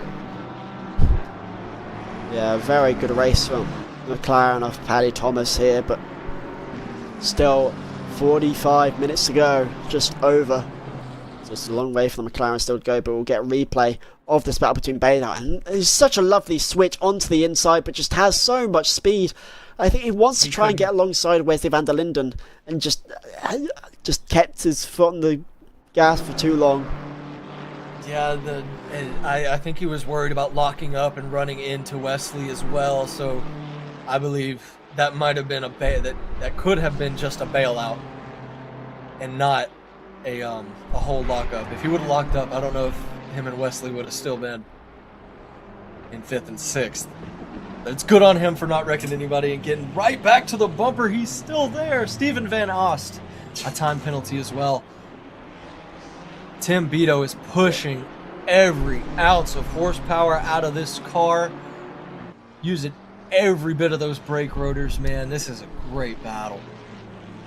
Yeah, and from that going wide earlier on now has reduced the deficit or the time gap to under half a second now, 3/10 of a second now between these two as we go up into Radion. Tim Baydow could look to make a move on the same corner that he spun out on last time. Oh my gosh. Wide at Radion, but now has side by side with Wesley van der Linden on this front straight, and we've seen how good the BMW can be in a straight line. How good can he be side by side against a Ferrari? And it looks like he's got a nose in front as we head into this turn. And he does! Baydow gets it, but he looks to go wide. A little bobble trying to get it slowed down. Van der Linden can come right back in here, but doesn't have the pace to do so, and so has to cede the position away to the BMW. Yeah, come hell or high water, it seemed Tim Baydow was taking that spot. Wow. Incredible battle between these two. We'll see if still, Wesley van der Linden can come back, still under about half a second away from Tim Baydow, but goes wide into there. Cheto Vincho is now going to lap Wesley van der Linden, so interesting. Hello, how are you? Nice to see you, Cheto Vincho. See you later. Nice to see you. That's actually going to be it's going to be an important buffer actually between these two, because van der Linden can't really overtake Vincho without going into blue flag territory, and if you're Tim Baydow, you're loving it, and you're actually trying to hold up Vincho as much as you sort of legally can to keep this barrier between him and van der Linden. Absolutely, you're trying to manage that gap, and he is, I'm telling you, Baydow is loving seeing the leader in his rear view mirror right now, because that really takes the pressure off him, and that puts pressure on Wesley, because if Wesley wanted to pass that leader, good luck. Yeah, so that's why it's dangerous. And now Wesley van der Linden goes into the pits. He saw that, yeah, like I said earlier, he saw that traffic up front. He didn't want to deal with it. Go ahead and take your final pit stop now and worry about running the rest of your race. Really good. I think that's a really smart decision there. I was just going to say as well, you've got to be careful if you are Tim Baydow, because you've got to think as well, as much as you're trying to keep Vincho behind. You're also trying to not get a time penalty, because otherwise that's really going to screw you. So you are trying to push the boundaries of legal and illegal for so much longer, and even now is still trying to hold up. I mean, maybe not trying to, but holding up Circuit de Vincho. But there we go. You can see there David Hazzalo at the top of your screen, time penalty for crossing the pit exit lane. But Vincho now gets past Beidou. Still has a pit stop left to make, and it's only 17 seconds ahead of Zettmeister. So they could still be in for a topsy-turvy end to this race here in Belgium. Yep, about 42 minutes to go now. This race is really going to start to heat up. We're going to see a lot of battles for position. These guys not really giving any inch, especially in the final third. You want to take... It's going to be big as well, these time penalties come in. And as well, from 1st till 9th, all of these drivers still have a pit stop to make. David Hazzalo just made his last one.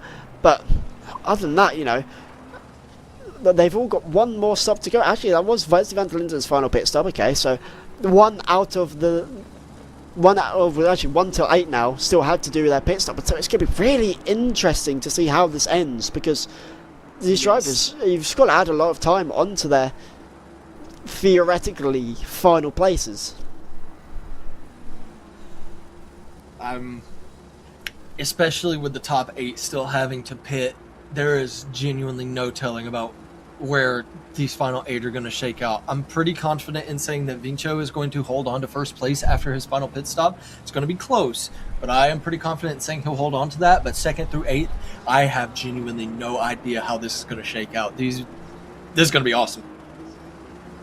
But I think it's more if you're David Zettmeister, why not just take it now, and warm those tyres up and get those tyres ready before Circuit de Vincho does, because you got to think as well, these tyres need to be ready, they need to be actionable, and that's going to take a few laps at least to do so. And so if you think about Circuit de Vincho, you know, he's going to be on cold tyres if he wants to pit later, and he's going to have to get those tyres and those tyre pressures up and ready. So if you're Zettmeister or Enting or McBee or any of these top 8, you're thinking to yourself, let's pit early and give this a go, because this is still anyone's race to win, and it's still anyone's podium.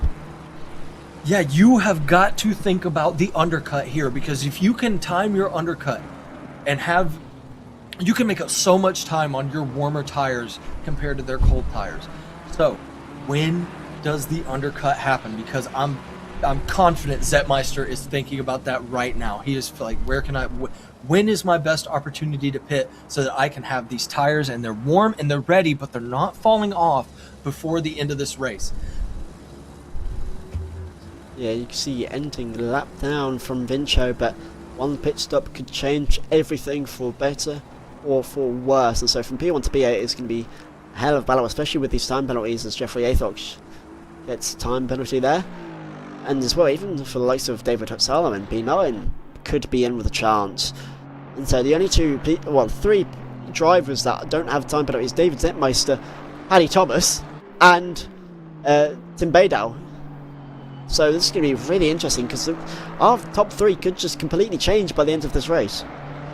Absolutely it could, and it will only take one mistake to make it happen.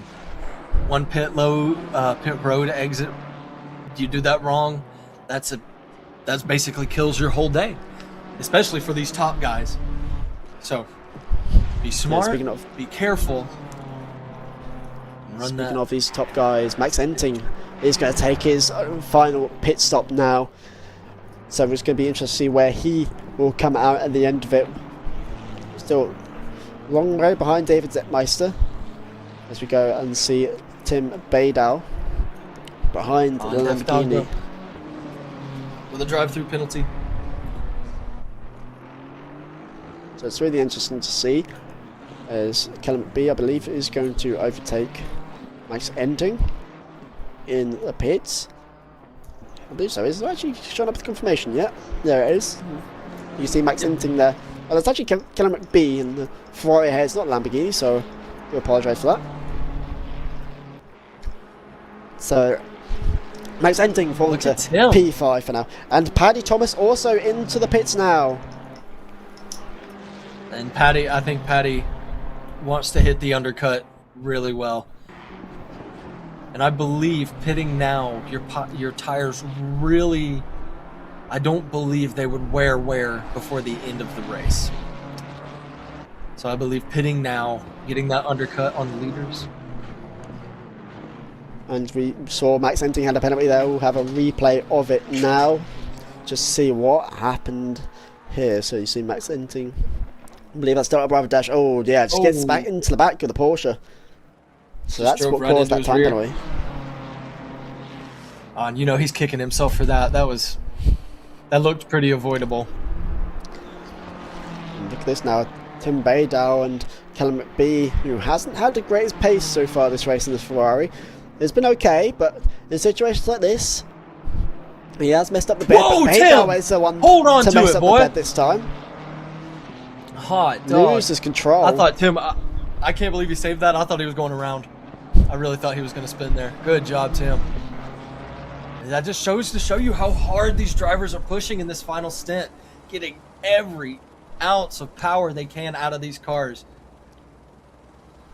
And Callum McBee trying to push. We can already see how much Tim Baydow is actually gaining on him, and I don't know whether it's damage or whether it's tyres for the American driver who currently sits in P3, but I think this might be a time, I'm not sure when, if it's now or later, to go into the pit, because, you know, if it's tyres then fair, maybe it is time now, but if it's damage then there's not much you can really do about it except just try and limp to the finish line in 35 minutes. And I feel like Kellen, his pace has just been all over the place today. Sometimes he'll run a really fast lap, and then sometimes he'll run a 21. And that's another thing we were talking about at Silverstone, consistency. If you can run a fast lap and then lose all your speed on other laps, that's not going to work. You want to run a consistently decent lap, and that will get you higher in the standings for sure. You do not want to be running low to 218s.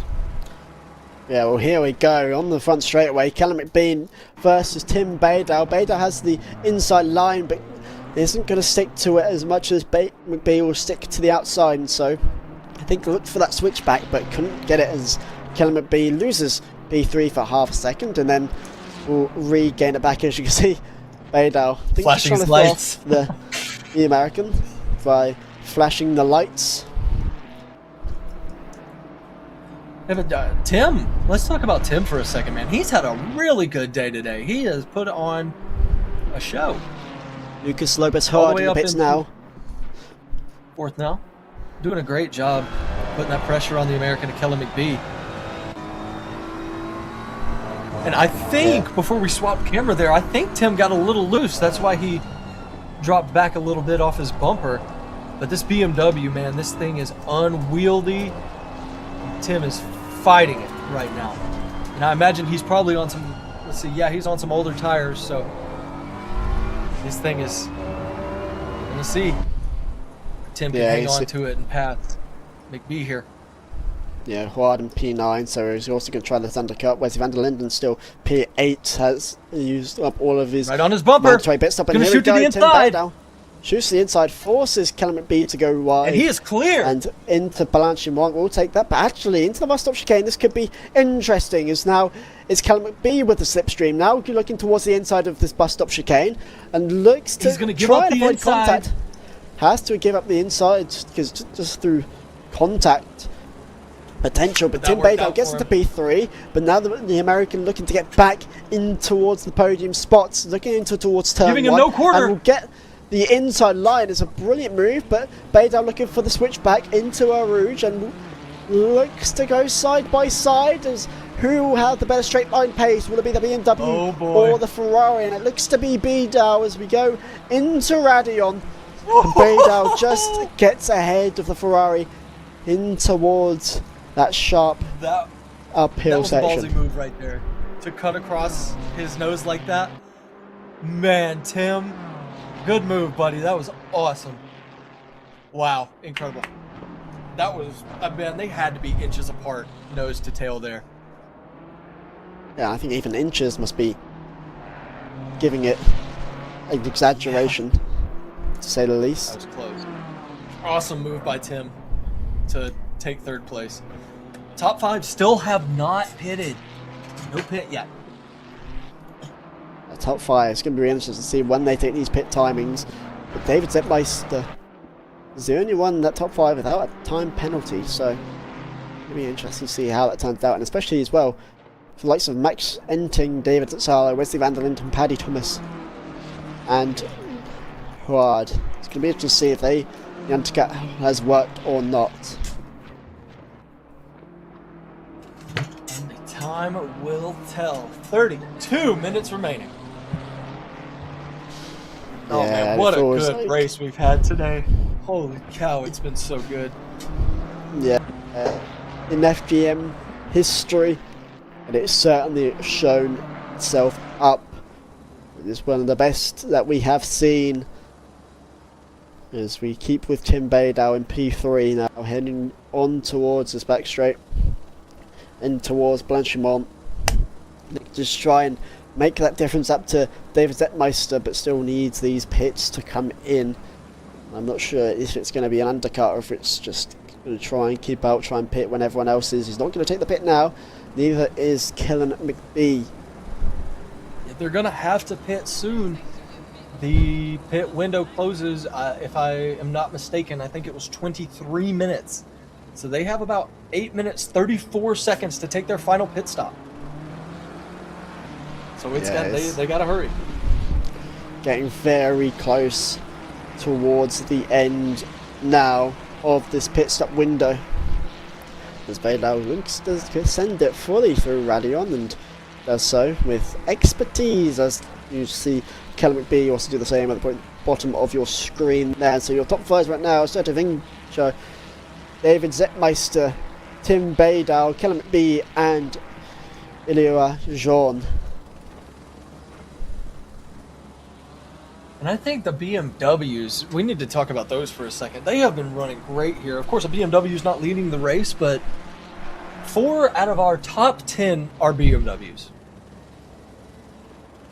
I'd say that BMW runs well around this track for sure. Yeah, so we've also had some phenomenal drivers here. Not drivers that you usually see in the full Grip Motorsport live streams, but they're really giving themselves a good impression today if you've not seen them before. We're glad to have them here. I love watching these boys do their thing, man. Yeah, it's one of the big things. It's one of the big positives for sim racing as well. See the skill and hopefully inspire a new generation of sim racers. If you are thinking of getting into sim racing, you can get into fullgrip.com. And to get we into just got more word. events. I was keeping track of the penalties earlier. We have over 100 penalties, so over 105 penalties in this race so far.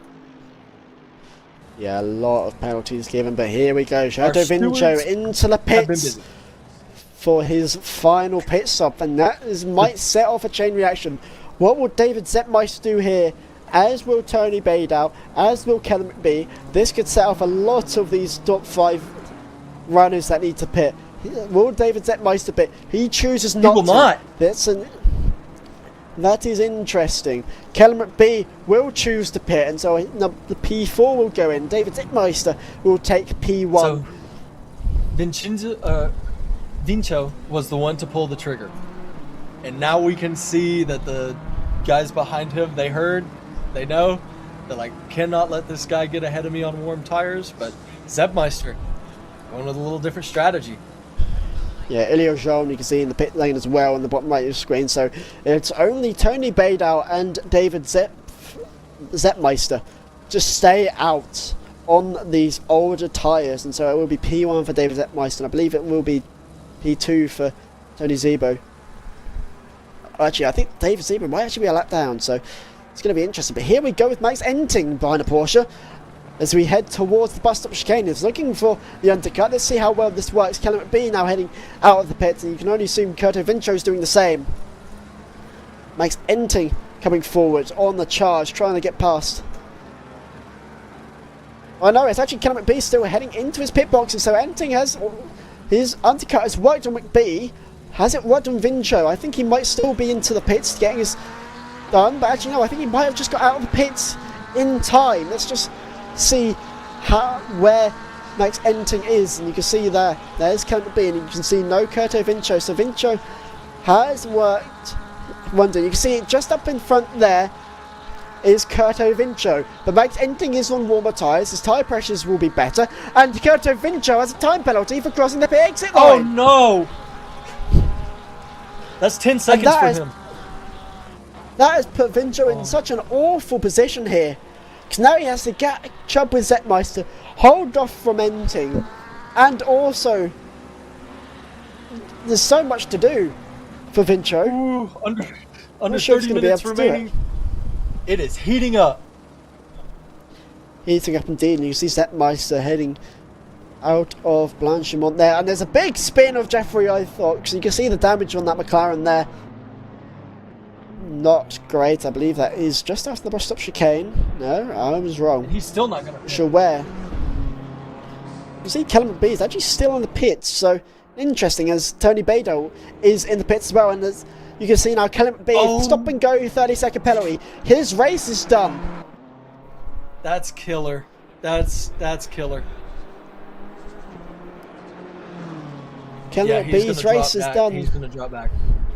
Alright, in P9 has to wait 30 more seconds. Man, he stayed clean the whole race. Just right here at the end, it'll bite you. Now look, you can see Tony Badel into the pits now as well. So Zetmeister, the only one left with a mandatory pit stop, and not much time to do it in. I believe you said it was 23 minutes, I believe you said? I believe so. If he doesn't come this time, I don't know that he'll make it. I think he has to. You see Max Enting there looking for the overtake now onto Tony Badel to get into P3, and we'll get it in just a moment, it feels like. Still 40 seconds, or actually 50 seconds away from Curto Vincho. So I think the undercut hasn't worked, but will work, or hasn't worked enough for first place, but will work good enough for a podium unless something big happens and Tony Badel or David Hutzala can make up the difference. Well, actually, and that was a great move by Max Enting there, especially undercutting like that. He's basically P2 because of Zetmeister still has to pit. So, and I got that wrong actually. Enting's only 12 seconds, I believe that is, away from Curto Vincho, who is on colder tyres. So actually, he's not as far as I thought, and so actually with 25 minutes to go in this race, is there still a way in which Enting can get into that P1 fight? As we see Zetmeister going into Blanchimont now, heading towards the bus stop chicane. It has to be this time that he takes this pit stop, and I think this will be as he goes into the bus stop chicane, and yeah, you can see he's going in for this pit stop. This is going to be tense. 47 seconds ahead of Curto Vincho. Has to do everything and hope that his pit crew are fast enough to at least get him close to Curto Vincho if he is to fall behind. Yeah, and once we cycle out, Curto Vincho is definitely going to be P1. Enting definitely P2. If Enting puts on a clinic for the rest of these races, I don't see any reason why he couldn't catch him. But it's going to be extremely tough to catch that Aston Martin. It is rolling. And here we go. Curto Vincho now starting to get rolling on these tyres that are going to be slightly warmer now. You can see going into the bus stop chicane, Elio Jean has a time penalty for crossing the PX lane. His race is basically done, as now we'll probably end up seeing David Zetmeister in the pits. Actually, Zetmeister is still heading towards his pit box. I thought he was about to head to his exit. Nope, still in his pit box. So we will be seeing Curto Vincho whiz by David Zetmeister, whose overcut hasn't worked, and so he's going to lose much more time to him and Max Enting now. 17 seconds behind, is losing time. Tim Badel now with a penalty for crossing the pit exit line. And it's actually going to be a question of where Zetmeister ends up, because it could even see him going out Well, actually, I think I believe. Enting's actually far behind Zeppmeister, so he is still behind. He's a lap down from Zeppmeister, so actually P2 is still in the bag. Wow, I did not expect that. Good job, Zeppmeister. Able to hold on to P2, that's awesome. And we got a replay on Kellen McBee here. Yeah, the American with that stop and go 30-second penalty, and you can just see, yeah, you can see 104 kilometers an hour, or 75 going into the pits, and so I think barely over. Wow, 61 kilometers an hour as he heads into the pit lane. We know the rules. Unlucky for Kellen McBee.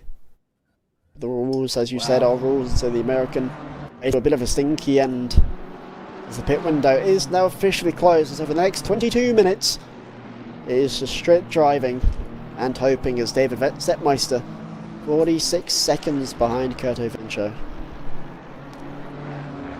Yeah, and I don't know that that's particularly doable to make up over just 20 minutes, but we just got to give Vincio his credit here. Just the amount of speed and consistency that he has put on during this race. It's just simply incredible. He's done an amazing job. Yeah, has to make sure he doesn't lose that now, as you see Kellen McBee in the pits. In the bottom right. Yeah, don't get complacent. There. I know it's only 20 minutes to go, but don't get complacent. Stay focused. Lovely move into the back marker there, as he heads onto this back straight and still trying to chase after Wesley. Sits in P5th, and I think that dream of podium has just gotten away from the Dutchman. I believe so. He is about 17 seconds behind the Lexus of Hutzalo. Yeah, and he still has to deal with all these back markers. Yeah, he's got a lot of traffic to deal with too. Tim Beto is only about 3 seconds behind Wesley here. So I'll have to watch out for battle for 5th. Yeah, but still that time penalty is going to play a big difference at the end of this race. Especially considering Tim Beto has that Porsche to try and overtake. I believe that is the Porsche of Delta. It's not actually the Porsche Delta Bravo Dash. I do believe that is the other Porsche that we were seeing earlier on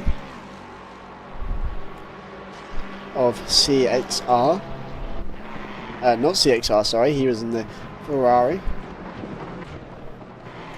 Again, a lot of names. Yes. A lot of names. There is Kyrix. Was that other Porsche, I believe, so has to get past him first, but Wesley van der Landen is still holding down P5, and I think it's fairly safe to assume that the veteran driver is going to be able to hold it, as you see at the top of your screen back. Drive-through penalty. Number 47. Murat Badak, the man I picked to win this race. I'm going to have a little drive-through penalty there. Not his first. We'll get a replay. Oh, it's off as Paddy Thomas spin into the back wall. Didn't know that happened, but in at the top of the 8th place driver just loses it on Radion, just back into the wall. Not too much damage though, but like spin, so the Brits still able to hold on to P8. And you see can't be another time penalty for the 606. It's tough, man. Kellen McBee, he ran the first 2/3 of this race like clockwork, and then just kind of fell apart for him with that drive-through or stop and go. Just unfortunate. Yeah, now looking with David Hutzalo in P4, and Lexus has had some good pace today, but just not enough to get past Max Enting, whose race pace has been phenomenal, but just hasn't had the luck. And it does raise that question of if Max Enting didn't spin out early on, where would he be? Because I think it's a fair argument to say he would be in that P1 position instead of Curto Vincio. I mean, absolutely. Just going off his lap times, he's ran pretty consistent.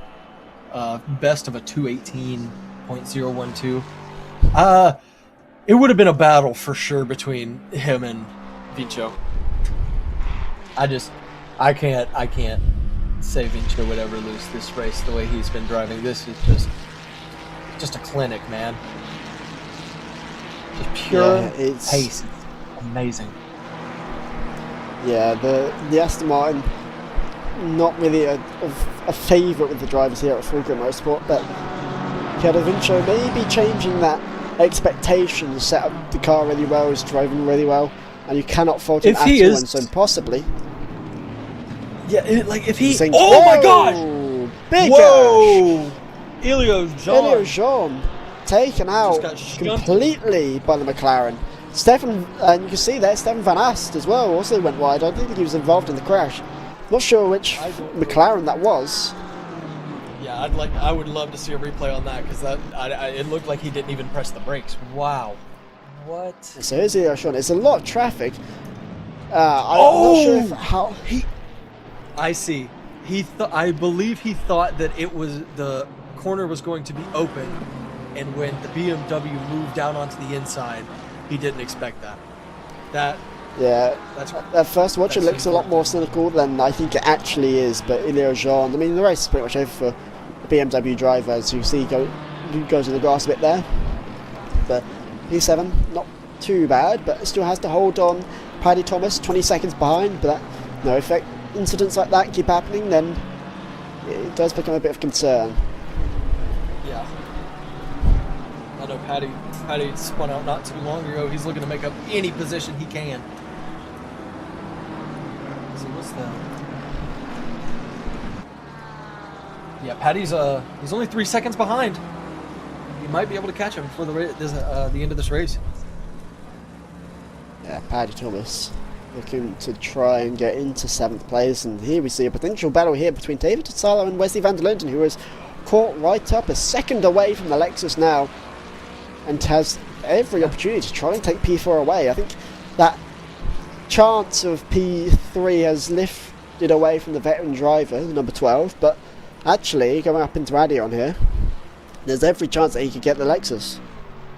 Yeah, P4 is in his sights, and I know he knows this race is about over, and if he can make up a position, yellow Ferrari right there.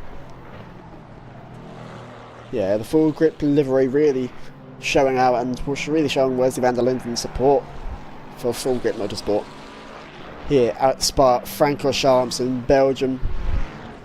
So it looks like Wesley van der Linden is slowly, bit by bit, gaining on David Tozzolo, who might be worrying a bit, especially considering how late it is in the race as we reach our last 15 minutes here in Belgium.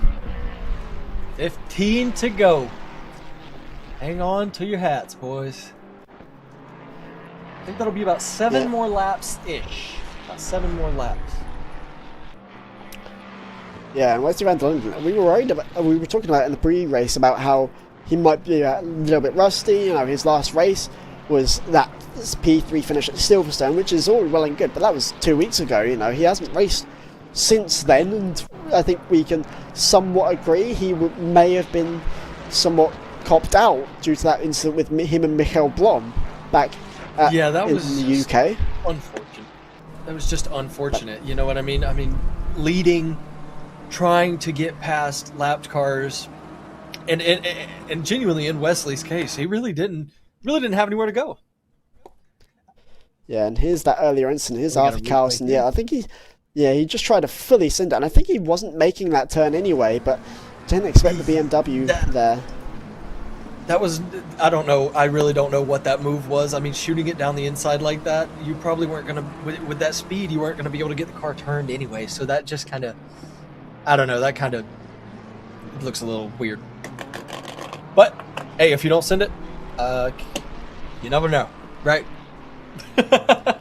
Yeah, maybe so, but as well, one of the things as well with Full Grip Motorsport, for those who don't know, is that it is across the world. We have races from Holland, India, the UK, France, Brazil, Germany, Ireland, Canada, the US, obviously, Azerbaijan.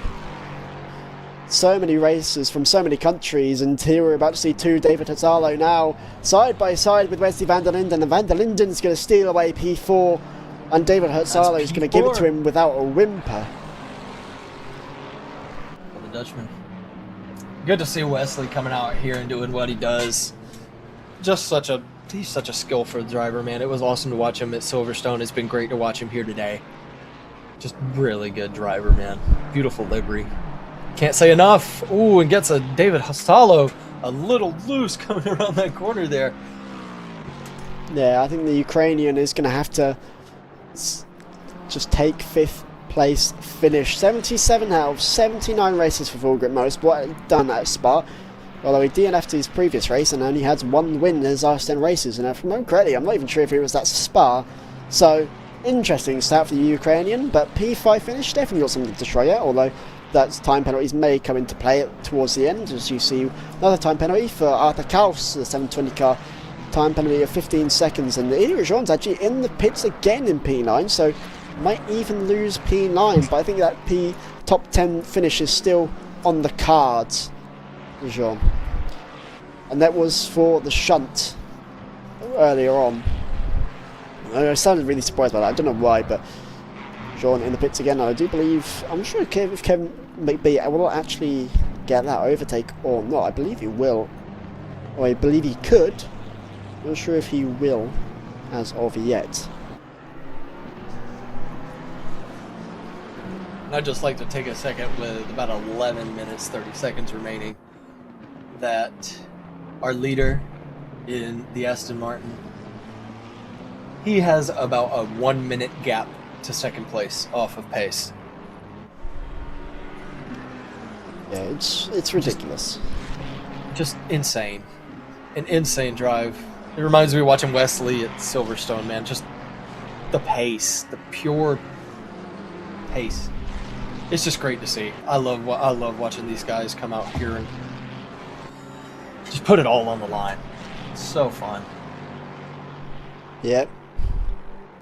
All these drivers on putting everything on the line. This is what sim racing is about. As you can see, oh, David Tatalo getting to the back of, I'm not sure if that was Tim Zabau or not. Either way, listen to the back of him a bit. As you can see, the McLaren there. I think that is Paddy Thomas in that McLaren, so is under blue flag and has to go up the position to Wesley van der Linden, and I'm assuming soon enough David Tatalo as well, the Ukrainian. And Paddy Thomas on a great recovery too. All the way back up, made his way back into 7th place. Yeah, you see Ilya Jean did lose that spot to Callum McBee and actually has lost it to Stefan van Ast as well, but with a time penalty it'll be interesting to see how this race finishes.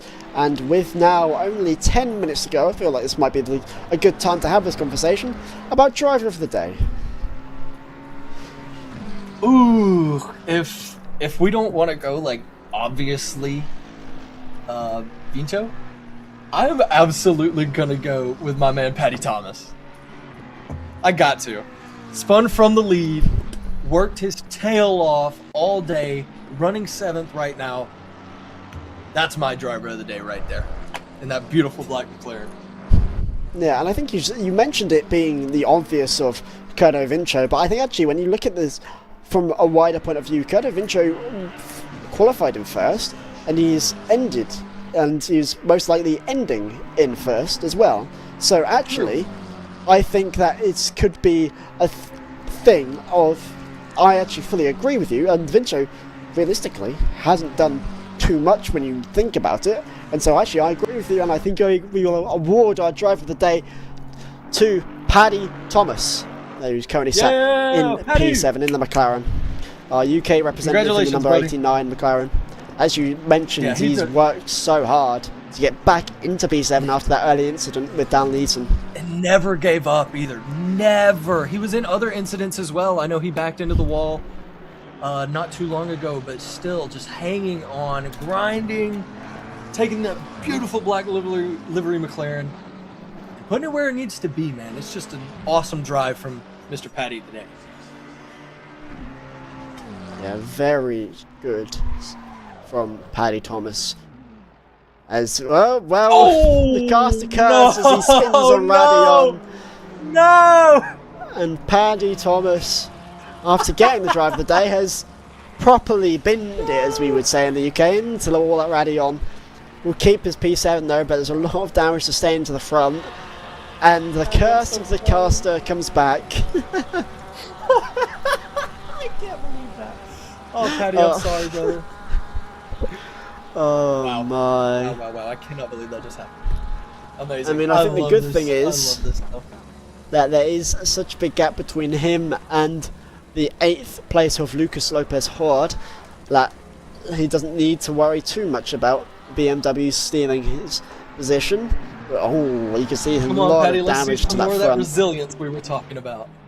Let's Actually, see this it. could be a bit sketchy, these last 7 and a bit minutes, because of that damage to the front. It could be an Yeah, I gotta interesting wonder how end well for is that P7. car turning. Here we see Especially damage on the front. You always worry if one half it's of going our- to turn. is one half of our Mercedes representatives in Stefan van Aert. The other one did retire very early on, so he looks to make the overtake onto Kellen McBee and will get into P9. I think Kellen McBee still has a lot of damage, because I don't think there's any way the Ferrari could be running this slower, especially when you compare it to, Wesley van der Linden, for example. Yeah, I think he's got some damage somewhere. Something's not acting right with that machine. We'll see. AMG takes a whoa, almost contact there, side by side, going through to the start finish. Yeah, and that is Tim Bedo behind, looking to try and get a lap onto Stephen Van Aert and Kellen McBee. And as McBee is Van going Aert to take it. will take the switch back, and Stephen Van Aert not only gets back ahead of Kellen McBee, he gets such a big lead. But again, Yeah, that we was- were talking about the cornering of the Ferrari. Actually, the straight line speed isn't that bad as you look in towards Radeon. Both drivers surviving for now. MG has surprised me today, just with how hard that car is to drive, how strong the acceleration is on it. It's very easy to spin. Let's see here. Here we're seeing Carl Ito get spun out there. Not sure who by, but the McLaren is not having a great day, and that forced Tony Bedo to go wide. And Paddy Thomas, And that this earlier is- incident where he absolutely bins it into the wall. God. Yeah, he bent it. Oh my gosh. No, I don't think I ever expected to hear American say binned it, but I'm glad on the influence I have on you, Hunter. No, he bent it. That's what that was right there. Oh, well, I'm taking it as my influence. 5 minutes to go, 74 laps here at Spa-Francorchamps. Kurto Vincho in P1, currently David Littmeister in P2, and Max Enting in the McLaren in P3, Wes van der Linden P4, David Totalo P5. And that rounds out your top 5 for now. Berat Budak, racer who the past 2 races we've both commentated, has been the victim of circumstance more than a victim of his own mistakes. Has not had the best of luck in the 2 races we've seen him run, but man, I really had faith in him today. Just some incidents, Ooh. unfortunate. Sahar Henkel goes spinning down the back straight just before the bus stop We got a chicane. replay coming BMW. up. Someone who we've not talked about much today, number 1, as we'll see in the bottom right hand corner. A replay of what happened as we go, just goes wide at the end of Blanchimont, Yeah, just got hits wide, the wall got- as well. Hit the curb, got loose on it. You see that happen sometimes, especially when you're accelerating on that bumpy curbing.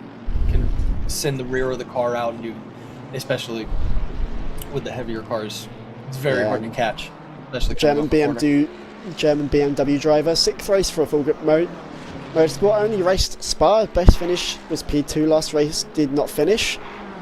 So even more bad luck for him there. Meanwhile, Io Jean has actually overtaken Kellen B to make it back into the top 10 with only 3.5 minutes to go.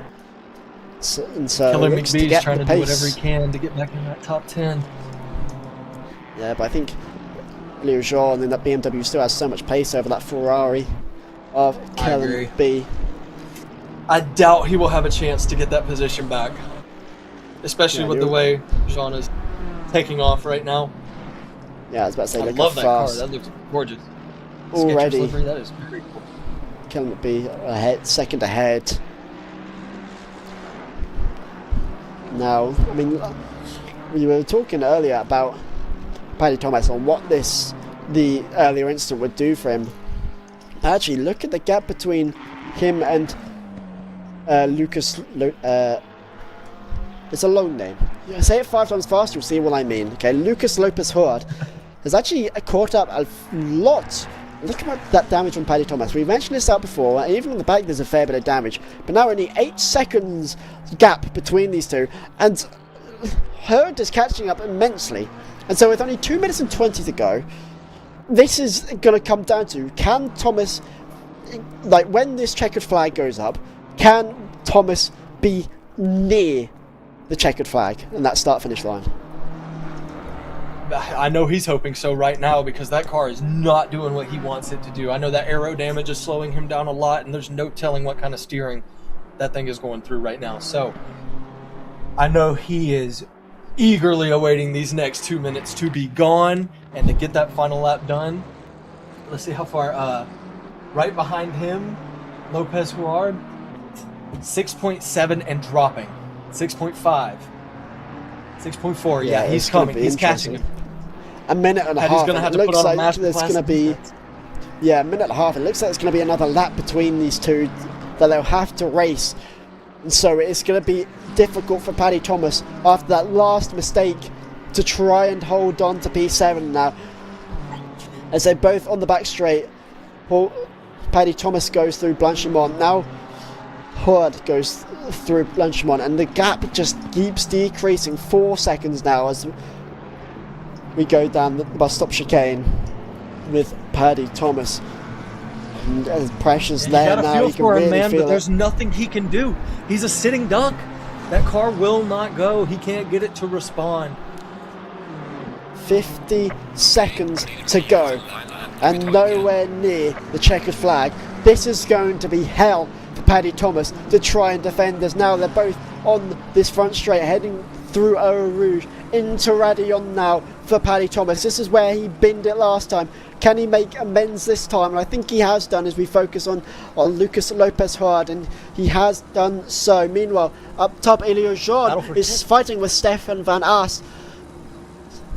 He's trying to get into P9, and dead set 7 fast, forced far away with 15 seconds to go. This race will be over, and look how much Lucas Lopez Horde is gaining on Paddy Thomas with each corner, with each straight, everywhere. This is going to have to be the biggest defense we've ever seen for P7th. Yes, it is. Time is over. Checkered flag, and Lucas Lopez. Oh no, he's not. Contact. Paddy Thomas goes very much on the inside. He is. He's just going to let him have it. He tried to defend after contact. And look at this behind them. Chateau Fincho now is right behind them. If Fincho passes them, then there is no way for Paddy Thomas to get in front of, Lucas Herde, but actually Fincho's passed him with ease, and so now there's not going to be any opportunity for him to get past. And here we go at Chateau Fincho as we see him round out here at Spa-Francorchamps in Belgium. A fantastic race from the Aston Martin, phenomenal, and even with that time penalty, it will still be one finish for him. Beautiful sun here in Belgium, and beautiful racing. About this guy. Sergio Vincio in the Aston Martin number 95, putting on an absolute clinic. This is just masterful, gorgeous driving, completely consistent, running the fastest laps out of everyone, got the fastest lap on the day. Sergio Vincio coming through the final chicane up the front stretch. Take it away, Matt. And at Belgium, it's a Dutch driver that will finish in first in an English car in the Aston Martin. Sergio Vincio, P1 finish. Paddy Thomas will also driver of the day, gonna bring it home. Finish. There you go. Junker Max Payne now, P12. Looks to finish. Max Enting, P3 driver now. Looking to claim that podium. And that's a P3 for Max Enting right there. Great drive all day today. Yeah, we're still waiting for David Zettmeister to finish off. Here's Dylan Hodges in the McLaren P18. Not the greatest day for him today, and still a lot of time penalties could reduce him even further down the pecking order as he finishes. Here's David Zettmeister, P2 for him. Tried to get that P1 but couldn't defend well enough, so P2 finish for him. Wesley van der Linden finishes in 4th place, just ahead of David Hazalo, who barely finishes in 5th place, but a great race between them both, and the Ukrainian has nothing to feel bad about. Great race from him as Tim Bado now comes towards the P6 finish. Incredible. What a great race. What a great track. What some amazing drivers we saw here today, man. I don't even know what to say. Just chef's kiss. Amazing. Yeah, out of 40 of those drivers, 21 still remain at the end. A lot of spills, thrills, and hopefully a lot of chills for our audience. Here's Callum McBee now finishing off his race in the biggest full grip motorsport event that we've ever seen. We had to increase the maximum amount to 50 just to even get the registry on because it was so high demand. And every week, I just hope these guys had a great time today, man. I hope they had fun, and I hope Full Grip Motorsport is so proud of the things that they've done here. This has been an amazing thing. I am so happy to be here. Man, just congratulations to everyone. Full Grip, Vincenzo, Zettmeister, Inting, all these guys. And if this is only half a year, then what does the other half of the year contain for this sim racing brand? But we are all finished now as we go into our highlights package here at the Spa-Francorchamps Grand Prix. Some big moves here, and this start, incredible start. Oh, I know what this is. This isn't it? But you can see, and how obviously good Paddy of a start Thomas, Paddy our Thomas driver of the gets. day, goes out front, takes the lead. I think it's incredible as well how poor of a start Certo Vincio actually got. He failed, I believe, down to P5 as well on that start and through this first lap, and still managed to come back and be a dominant driver in Absolutely, this man. race. It's just so impressive to be able to do this for 3 hours straight, consistently running the fastest laps on the track. Man, it's incredible. Yeah, big race was needed from Certo Vincio and from all of these races, and they got it. You see some of the ones that didn't make it. They were on his Dave pit. Absolutely, oh yeah, didn't see that one. But here we go, the rolled through, and this was Paddy between Thomas and our Dan leaders. Leeson. Yeah, you just see Dan Leeson catches Paddy Thomas. Hit him right on the rear, got him loose, and spun him out. Here's Dan. I believe this is his moment at the top. That's when he hit the wall. Yeah, Radeon. Battling for, I believe that was first and second there. Maybe second and third. Yeah, and there's a... Ooh, that's a little bump and run right there. Shades of NASCAR.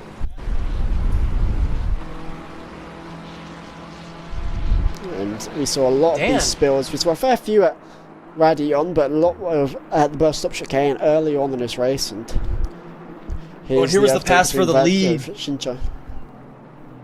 This was great. This was a really good move. Just sticking it on the outside. Masterclass. It was one that Vincio never really gave up as he charged his way to P1.